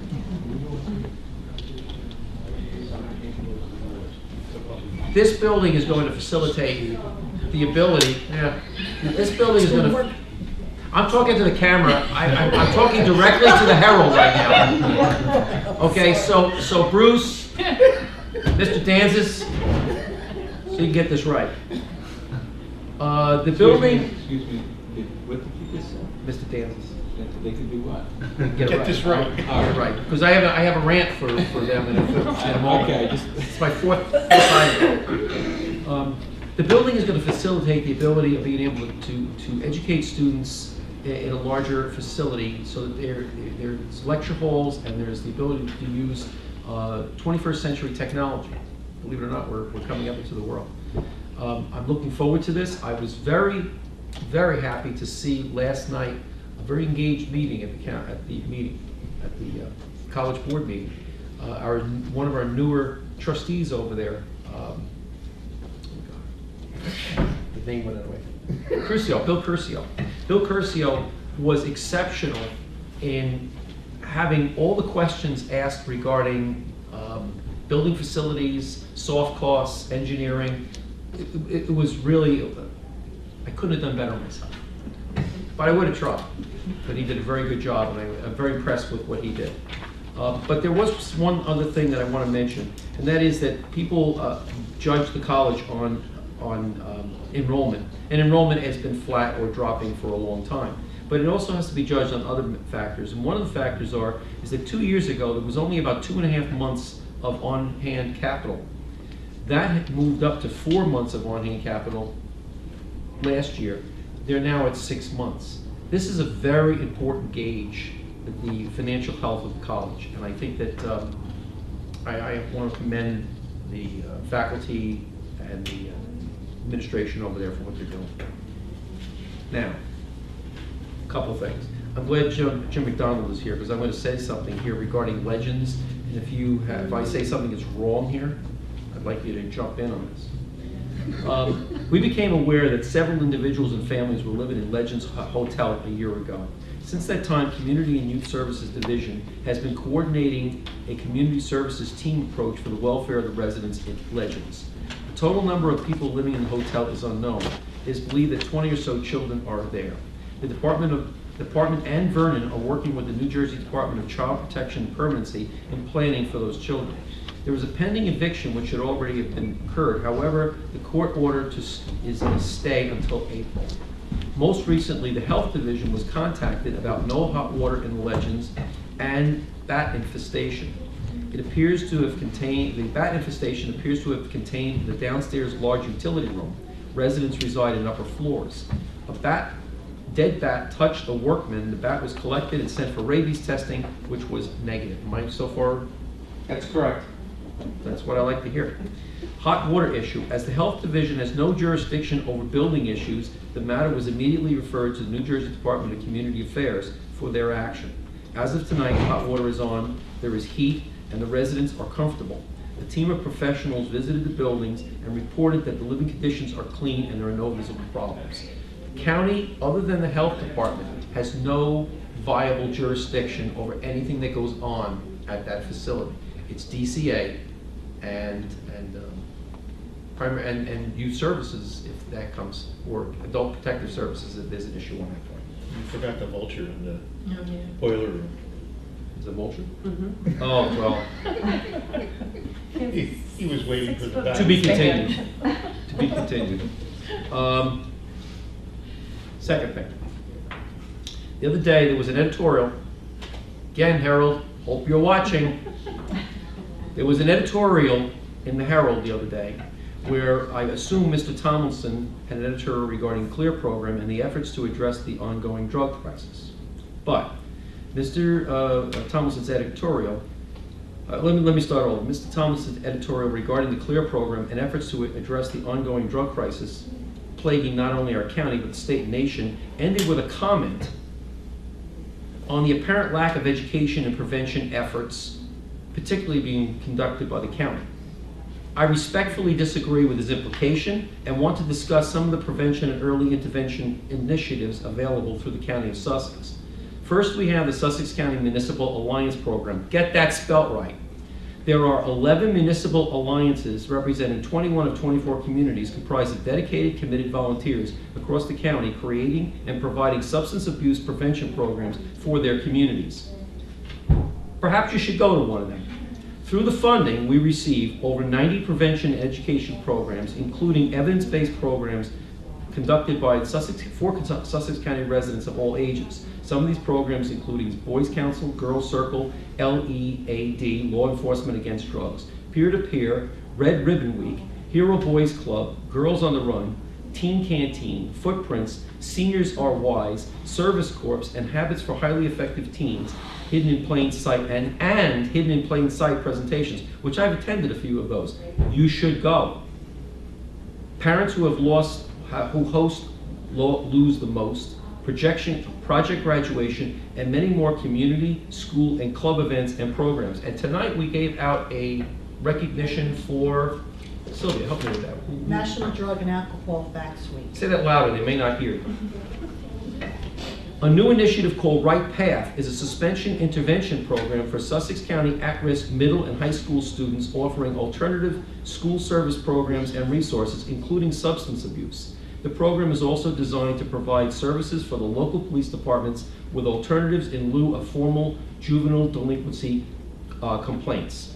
The amount of county contracts for prevention and early intervention is $250,341. Municipal Alliance funding is $210,366, and the Right Path program will provide $39,975. To the Herald, you are entitled to your opinion. You are not entitled to your facts. I don't know whether or not you're watching this. I don't know whether or not you even care to watch this. But I'm getting tired of picking up the paper and knowing that thousands of people in the county are finding out information that is not right. I don't usually say fake news, but that's about as fake news as it gets. That's my rant. Clear presented here too. Yes, CLEAR is presented here on more than one occasion. In fact, well, CLEAR is different though. We're talking about educational CLEAR is programs. recovery. You're Yeah, we're talking about education educational programs. prevention. Okay. I'd like to also come up with or present the flu clinics still are provided Monday and Thursday from 2 p.m. to 4 p.m. And if you want to come tomorrow, you can see me get my flu shot. I'm late, but I have hope. What time? That's exciting. Between 2 and 4. Between 2 and 4. You sit there and I'll be there sooner or later. I have a question. I take my shirt off and scare the hell out of I you. hate to see grown men fight. Is it possible to let someone, can I get that injection or something? They took a picture of me last time. Well, I tell you, what really pushed me into it, I kind of pushed back on it, was because my daughter is expecting any time, and my daughter has told me that nobody is going to go near that baby unless they had a flu shot. NJC Women's Health Screening Clinics are Thursday, January 25th, 2018, from 4 p.m. to 7 p.m. Friday, February 16th from 8:30 a.m. to 11, and Monday, February 26th from 9:30 a.m. to 11 a.m. Presentations. Emergency preparedness presentation for the Hamburg Senior Club at 1 p.m. on Thursday. This is very good. This is very good stuff what they do here. Needs assessment survey. As we were talking about transportation tonight, it's very important to know that we don't just arbitrarily make things happen or start programs. They usually are started and facilitated by needs assessment surveys. Sometimes those surveys are very, very accurate. Sometimes the surveys are a little funny. So I'm glad that we're making much more accurate these days. The Sussex County Division of Senior Services is in the process of conducting a survey to identify the needs of seniors age 60 plus who reside in the county. And I've heard this before someplace else. Some of the meeting I attended, I heard this. So the word is getting around. Data collected from the survey will help the division identify and prioritize programs and services that will be funded in the future. All seniors age 60 plus are encouraged to and invited to complete a needs assessment survey. That pretty much covers us. We all can get in on that except for Mr. Pop. The survey will be can be downloaded from the Senior Services website at www.sussex.nj.us/senior services and returned by fax to the Division of Senior Services. Or there are many other locations. We are getting our word out throughout senior clubs around the county. Yes, we are. Okay. Homeless point in time count. As many know, the homeless point in time count was done today. So what this is a once a year, I think they did it twice a year once, didn't they? They did do it twice a year once. It's only mandated by the federal government once a year, but we chose to voluntarily do it during the summer as well as the winter. Homelessness has become a fuzzy number. And the reason is, my definition of homeless, your definition of homeless, and somebody else's definition of homeless are not always the same. It could be somebody who's staying in somebody else's house, which I know over the course of my life as an adult, I've had many family members who have stayed with me for short or extended periods of time. I never considered them homeless, but I guess today they consider them homeless. But it's a number that we need, an accurate number as close as possible for any assistance that may come from the state or federal. That's it on that. Let's see. Legends. Okay. So, yesterday afternoon, I don't want to steal your thunder, Freeholder Yardley, but I want to say we had a conversation yesterday and a meeting on the phone with attorney Mr. Boxer regarding solar. Solar is costing the county something in the area of about $2 million a year above and beyond what may be coming in on any type of revenues. It is something that I have lived with for almost 5 years. I came to the Freeholder Board in April of 2013, and within days, the first defaults happened. I was not aware of those defaults until weeks later because they were not properly communicated. By the time some of the issues occurred, it was almost too difficult to try and hold things back. The biggest issue that I have straight away is that an agreement was made in 2015, and in that agreement, I'm just going to read just a couple of lines because I know it's late here, sorry. There was a clause called release to Sussex County parties. This release basically was pushed by the attorney who was our lead attorney for the solar. His name is Stephen B. Perlman, and he basically wrote this. And what it does is absolves him of everything. It absolves anybody who touched it of anything. We got to do something about this. And we got to do something about this year. We've gone too far with this. Sussex County is bleeding at $2 million a year. So is Morris County, and so is Somerset County. They don't want to believe, they don't want to deal with it, they don't want to talk about it, they don't even want to think about it. But their budgets are sizably larger than ours. Where we have about a $100 million budget, they have a $200 million in Morris and a $3 million in Somerset County. But you know, the time for this is over. We got fleeced. We got fleeced by attorneys, engineers, project companies that come in here and fleece us. There is a hold harmless in here. There is a clause in here that if I say anything that defamation of whatever, all of it, it's covered in here. I invite everybody to read this document, and I'll make sure that this document is not only thorough. This document I know is on the web, but I like it to be profiled so people can read it, and particularly go to page 9.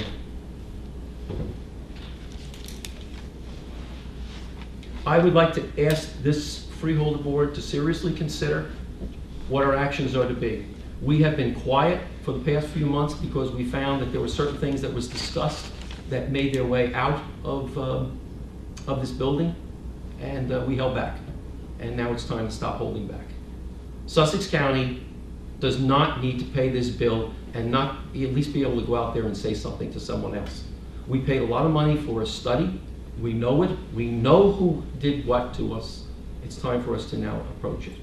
So over the coming weeks, I'm going to be presenting information. It's all old information, nothing new. All old information for us to send to the other counties because we need some help here. Somerset County and Morris County have the same problem.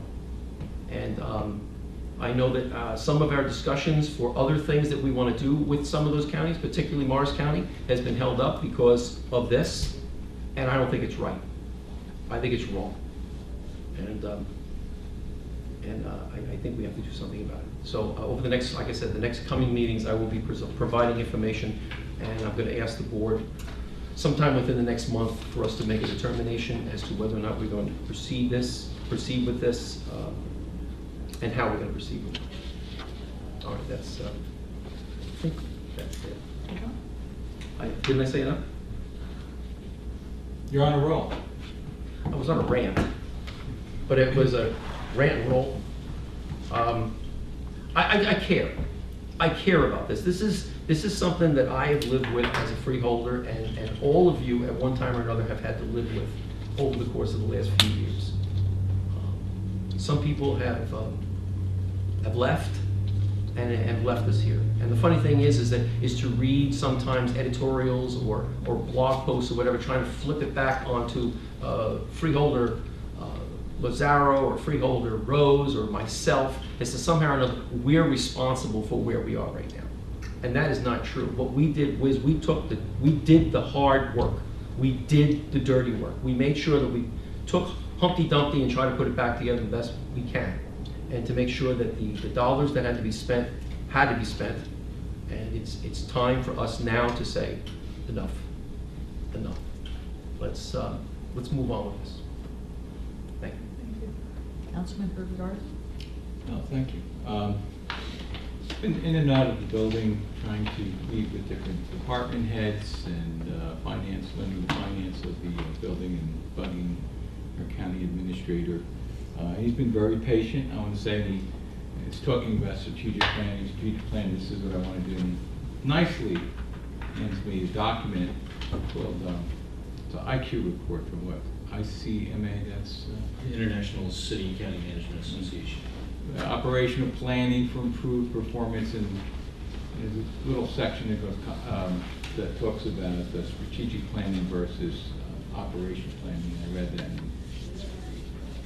Good job correcting me. I think you did that very nicely. So I want to say, all of you, if you have a chance just to look at that. I will be meeting next week with all of the, Greg has set up a nice meeting for me for next week to meet with all of the staffing. And you also gave me new council member orientation development. So I'll be your first, will I be the first freeholder there? You'll be the first freeholder that I will have worked with, giving you proper orientation. But as a former Boy Scout, my orienteering skills are good, so you won't get lost. And I have to agree with Freeholder Graham in regards to the college. I've been up there, I had a tour of the college, and I would like to say that I think they're doing a very good job. I think that they've risen to be what we need. They're producing a good product, and my hope is that we will continue and that will become, the college will become utilized even more. And that's all I want to say. Thank you. Freeholder, Ms. Howard? I got a lot to say to you four people that are left.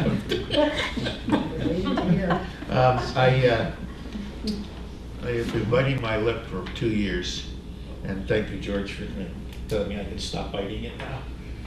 I am 100% in concurrence with him. It is now time to step up the ball and clear up and clean up this solar thing once and for all. We had to hold back, and I understand that, and now it's time to go. That aside, 4 buses that we got, new buses, came from through the North Jersey Transportation Authority, of which I'm the representative. I was there this week, and they have just put through their 2045 program, and I feel like the stranger up there when I go and sit in Newark at this big round table where everybody talks about all the important things that are happening in North Jersey. And I think we're part of Pennsylvania when I listen to a lot of this happen. So I made a comment a couple of weeks ago, or last month at the meeting, that ended up in the minutes. The Freeholder Lazaro from Sussex County noted the county's role as the breadbasket of New Jersey and the tri-state area, providing produce, maintaining the downstate water supply, for which we have a great deal of responsibility. The Highlands Act and all of that came. But if anybody is aware or knows what goes on the farming areas in Sussex County, and I know of farmers that make 3 trips a week carrying truckloads of tomatoes into Hunts Point that get distributed throughout the metropolitan area, corn, peppers, zucchini, you name it. We grow it up here, and we ship it down there to New York City, to Hunts Point. Those people all eat the vegetables that we grow up here. The massive task of developing Plan 2045, which if you don't know what that is the program for what the northern sector of the state of New Jersey. There's a north and a south sector that both have transportation authority things. This is all federal money. What they're going to be doing by 2045.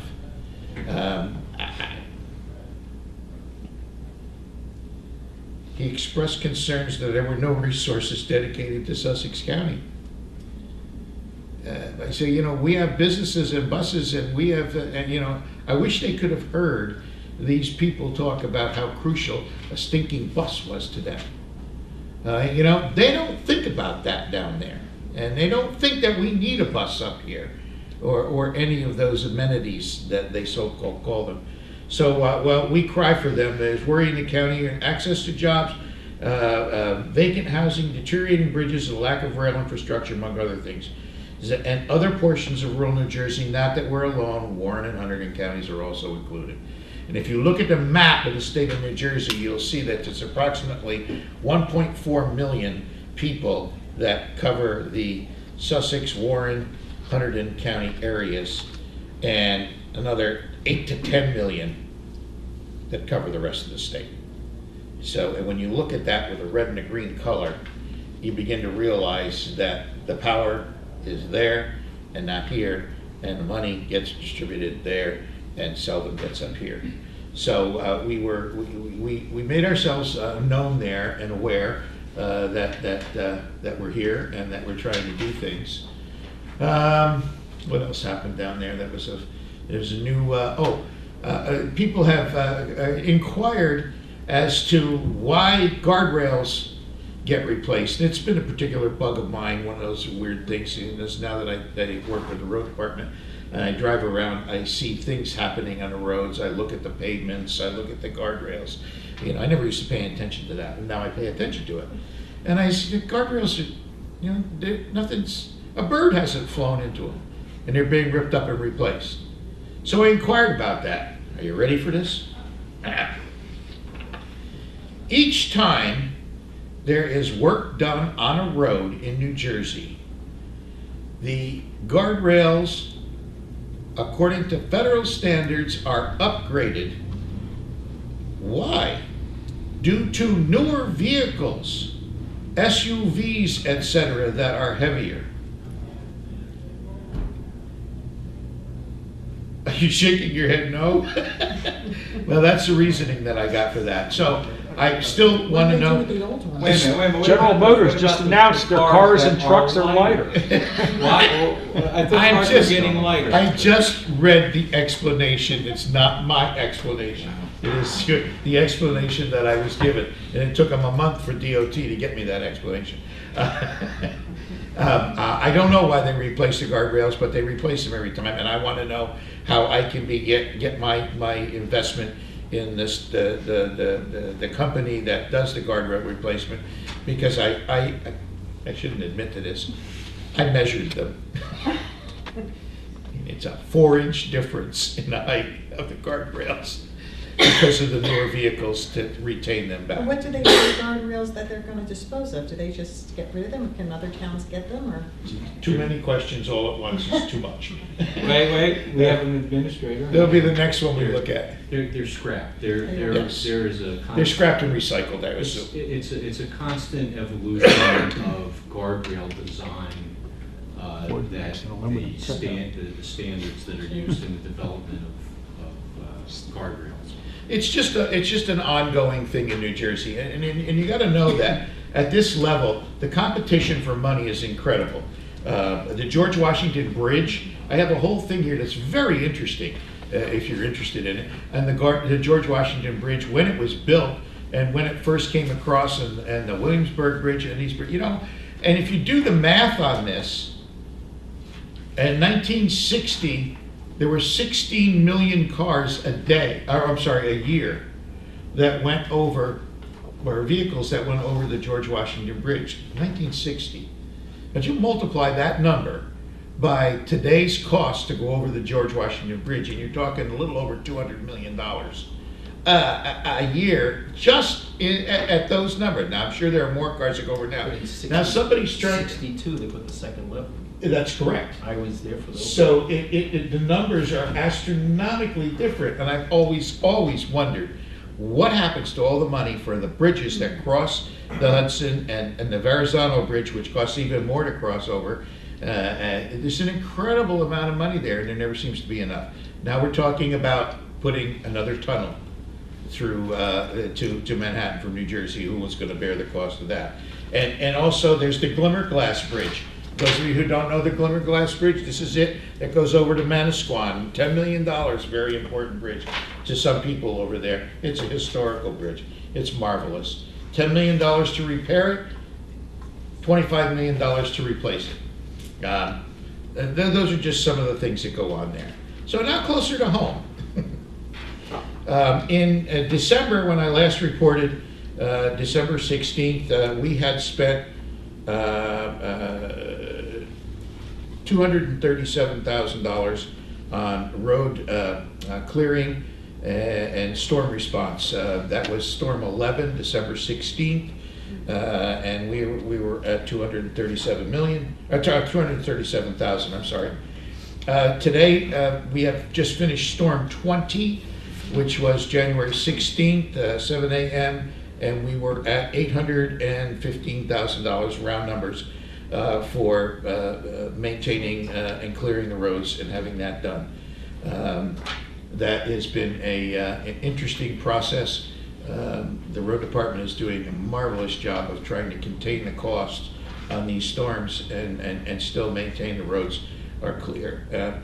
People need to understand that when the wind blows and you complain that the road isn't clear, the plow just went through and behind it the wind blew and put another drift over the road. So there are certain areas that are more prone to this that they have to do repeatedly. Update: currently we are doing a great deal of work on Main Street in Sparta. That bridge is being repaired, replaced. There's a lot of work being done on it in Main Street, on the Main Street Bridge. Also scheduled is Linecrest Houses Corner Road Bridge that's expected to begin in spring of 2018. Replacement of the retaining wall at Walnut Road near Sparta Lake is currently under design. The retaining wall at 620 near Sparta Glen is a year-out project. That's not going to get done right away, but that's in the process. The easement over 98 Main Street along County Route 620 is in-house design, and that's in process.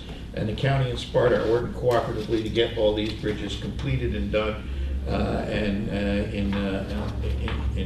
working order. We have so many bridges that are decrepit and falling apart that we're trying to do all at once. And it's not so much that we don't have enough money, it's that we don't have the time and the personnel to do it. So we're picking away at them one by one by one by one. And finally, on a lighter note, and an exciting, pleasant note, the VOTEC bowling team won the Hunterdon Warren Sussex competition today. They continue to be undefeated at 14-0, and they got 2 more major events to go, or 3 more major events to go, until they become state champions. That's our school, so we commend them for their activities. They have a particular interest in the Freeholder Board, and I've attended a couple of their matches and watched them, and they really get excited when somebody comes and watches them do that. They've done a great job, and they're great representative of Tech. They're good kids, and interestingly enough, they're all scholars, which is pretty exciting. Very nice. And that's all I have to say. Well, thank you. It was enlightening. Okay, before we move the consent agenda, Mr. Puff, would you please give us just a short description of the 3 resolutions, A, B, and C? Yes. Resolution 10A is a renewal of our existing contract with the state of New Jersey that partially funds the salary for the Youth Services Coordinator in the Division of Community and Youth Services for the planning of youth services within Sussex County. Resolution 10B, this memorandum of agreement will authorize the implementation of a senior walking program and community garden at the Franklin Senior Center. The grant funds provided through Atlantic Health Systems Community Grant Program enhances support to local partners such as Sussex County promoting healthy eating and active living. And Resolution 10C, the IDRC program is mandated by the state of New Jersey for people who have been convicted of DUI. This professional services agreement is with the Center for Prevention and Counseling that will provide the 12-hour education class and screening for clients in the IDRC program. Thank you very much. Is there any board member that wants to separate any one of these resolutions from the consent agenda? And move the resolutions.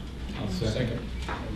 Is there any discussion? But have a first by Lizardo and a second by Yardley. Okay, can we have a roll call, please? Freeholder Yardley? Yes. Freeholder Patillo? Yes. Freeholder Lazaro? Yes. Freeholder Graham? Yes. Okay, I think we can move both minutes together, is that correct? Yeah, because everyone was there. So could I have a motion to move the reorganization meeting that was January 2018? I'll make a motion on the reorganization. Second. And I'll also make a regular meeting. I'll make a motion on both sets of minutes. Okay, and a second by Lazaro? Yep. Okay, so first by Graham and a second by Lazaro. Okay, can I have all in favor? Please signify by saying aye. Aye. Opposed, abstentions? It's fine. Okay. If you look carefully, the next section is all about the appointments and or resignations, the appointments that you'll be involved with on the committees for this year. I'm sure everyone has looked at it. Is there any discussion about it? Right, let's just move it. Give a motion to move resolutions 12A to K. Motion all. Second. Okay, are there any discussions or problems with it? This goes along with the chart that I was given? Yep. Yes. You're okay? Thank you. Okay, so a motion is with George and a second is with Lazaro. I don't need to go. All in favor, please signify by saying aye. Aye. Opposed, abstentions, motion carries. Okay. Now with the resolutions. Before I call for a motion again, Mr. Pop, would you mind just commenting on the resolutions 13A, B? Yes, Resolution 13A. The Sussex County Wastewater Management Plan and associated maps were initially submitted to the DEP for review in June 2016 with a preliminary approval resolution from the Board of Chosen Freeholders that was dated June 10th, 2015. Revisions have been made to the wastewater management plan based upon the DEP's review comments, and the wastewater management plan is being resubmitted to the DEP for their review and approval under the statutory plan amendment procedure. And then Resolution 13B was a request by the Freeholder Board, which will encourage the governor to select a bipartisan group to the New Jersey Advisory Council on Youth and Collegiate Affairs. Okay, can I have a motion to move the approved resolutions 13A and B? Make a motion? I asked that they be broken out. Oh, you want to separate them? I do, because on the first motion, I want to deal with the first one too. Okay, then let's move just the first resolution. I'll motion for the first for A. A. Is there a second? Second. Okay. Motion was by Graham and the second was by Lazaro. Open for discussion now, yes. Any discussion? I have something I wanted to ask. Two things I want to ask about. On this first resolution, on the first one, was, did this go through SCUMA? Did SCUMA review this? This has been reviewed. It's important to know because SCUMA has, particularly for the Branchville-Frankfurt corridor, I know that Branchville probably was part of this because of the changes that were up there, but I believe that, and I think the Branchville requested a specific thing, and I think we definitely moved on that one. But I'm concerned, I want to make sure that SCUMA reviewed this because I know SCUMA's thoughts regarding that Frankfurt, particularly Frankfurt-Branchville corridor. Also, another corridor would be over in Frankfurt by the Homestead. I can tell you that I do not know that SCUMA reviewed the wastewater management. Well, not as a formal body, but there would be a member from SCUMA on the advisory committee reviewing this. I would like to. Does this have to be approved tonight? Okay. I would like an opportunity to review this because I have not had an opportunity to review it. I'm a new member, haven't had the opportunity, and I think Teresa brought up some issues, valid questions. I would like to understand this, otherwise I have to abstain on it, and I would prefer really looking at it. And if it doesn't table, I would find myself voting against it because I really want SCUMA to weigh in, particularly, like I said, on the Frankfurt corridor. Is there a time constraint of some kind? Not that I'm aware of. I do want to mention, though, that there are specific statutory amendment procedures that are required for the amendment of the wastewater management plan, and that those procedures have been followed. There is the PAC that reviews the wastewater management plan amendments, and this is as a result of ongoing review between our Division of Planning and the DEP. So the amendments that are being considered and the major updates include the designation of the existing and future sewer service areas and wastewater treatment facilities. It includes a build-out analysis that analyzes the sewer service area capacity, which includes authorized flows, the observed flows, and demand based on the build-out projections. There is a nitrate dilution model, which is required, which you're familiar with, in areas that are serviced by individual subsurface disposal systems, septic systems. Some sewer service area mapping changes have been proposed. The plan amendment procedures that were adopted by both Sussex County and DEP in November 2014 have been incorporated into these plan amendments, and also a scope of work for the water conservation plans are required for 4 municipalities, including Hardyston, Sparta, Vernon, and Franklin. I'd still like to make a move to table and allow Freeholder Yardley I consider his comments to be valuable, invaluable. And I think that it also would be a good idea for, I'd like to look at it closely, because I do know that SCUMA had mentioned some things, and I don't know, it might be in there already, but it couldn't hurt for us to have a couple more weeks to look at it if there's no time constraint. How long would you like to table the motion for one meeting, or? You can definitely One until. reasonable, one meeting, I think. Yeah, one meeting. I can meet with planning and you can meet with school, one meeting. We just need a second on that motion.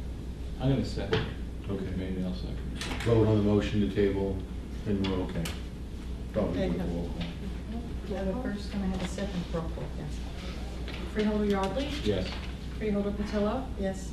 Freeholder Lazaro, Yeah. Freeholder Graham. Yes. All right, now we can move 13B separately. Have a motion to move. So moved.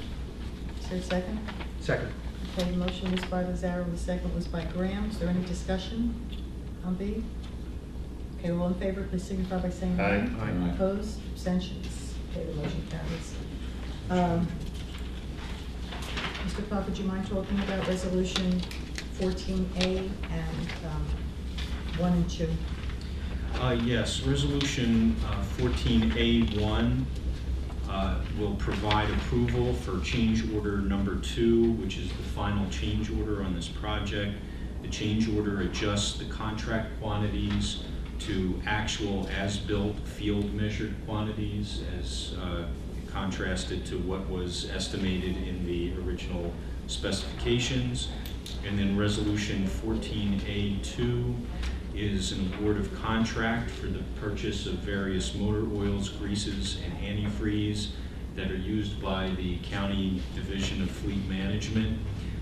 This is a contract that has been bid and is recommended for award by the county's fleet manager. Okay, is there anyone in the board that would like to take these separately? Is it okay to take them together? Move the contracts. Second. Okay, motion by Lazaro, second by Graham. Could I have a roll call, please? Freeholder Yardley, Yes. Freeholder Patillo, Yes. Freeholder Lazaro, Yes. Freeholder Graham. Yes. Now, on 15, financial, to pay the bills. Resolution. So I have a motion to resolution A, payment of bills. Resolution paid, first bill. Who's second? I mean, first second. Motion was made by Graham, second by Yardley. Roll call, please. Freeholder Yardley, Yes. Freeholder Patillo, Abstain. Freeholder Lazaro, Yes. Freeholder Graham. Yes. Okay, I need a motion for resolution payment of bills of B. So moved. Second to pay those bills. Okay, Lazaro moved it, and the second was by Graham. Could I have a roll call, please? Any discussion? A roll call, please. Freeholder Yardley, Yes. Freeholder Patillo, Yes. Freeholder Lazaro, Yes. Freeholder Graham. Yes.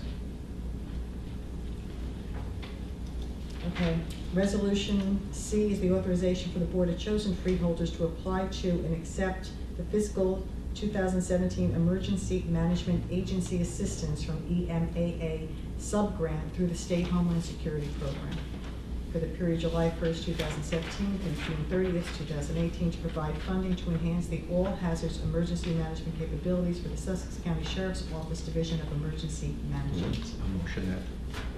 Second? Second. A motion by Graham, and second by Lazaro. Is there any discussion? A roll call, please. Freeholder Yardley, Yes. Freeholder Patillo, Yes. Freeholder Lazaro, Yes. Freeholder Graham. Yes. Okay, there's no personnel. Mr. Pop? Yes, thank you very much.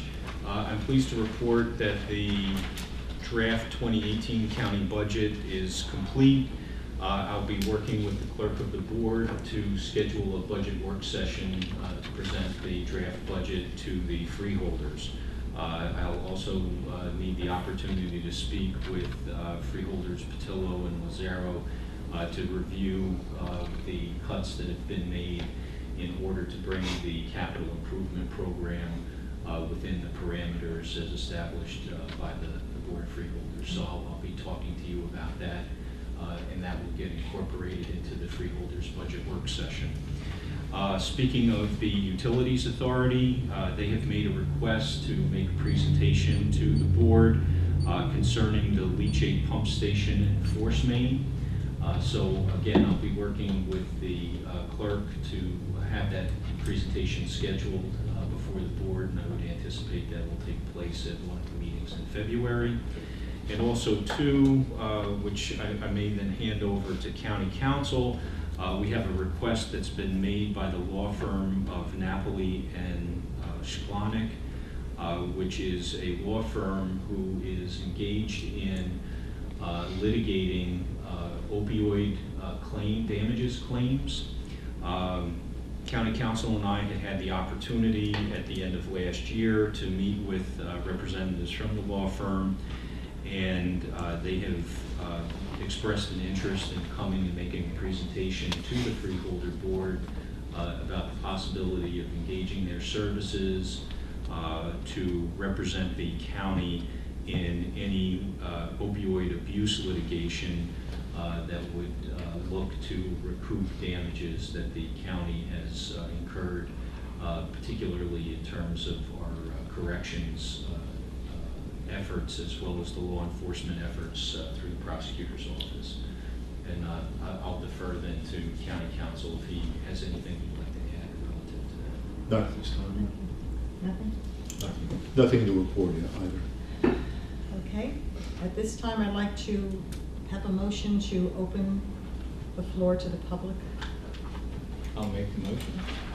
Second. The motion is made by Yardley and seconded by Graham. All in favor, please signify by saying aye. Aye. Opposed, abstentions? Okay, so to the public, you can speak on anything. Please keep it to 5 minutes, and please give us your name and spell your last name for the record. Okay. Motion Not closed. hearing one, motion closed. Second? Second.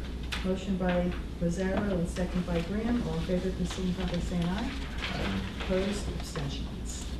Okay, at this time, I just want to mention reminders for the meetings that are listed for the Open Space Committee, for the Senior Services Advisory, Water Quality, UCC, and the regular Freeholder meeting are listed here on the agenda. Motion to adjourn. Motion. Second? Second. Rosario made the motion. Graham made the Yeah, but second. that guy over All here. in favor, please signify by saying aye. Aye. Thank you. Thank you all for coming and staying. Yes, thank you very much. What is that? Which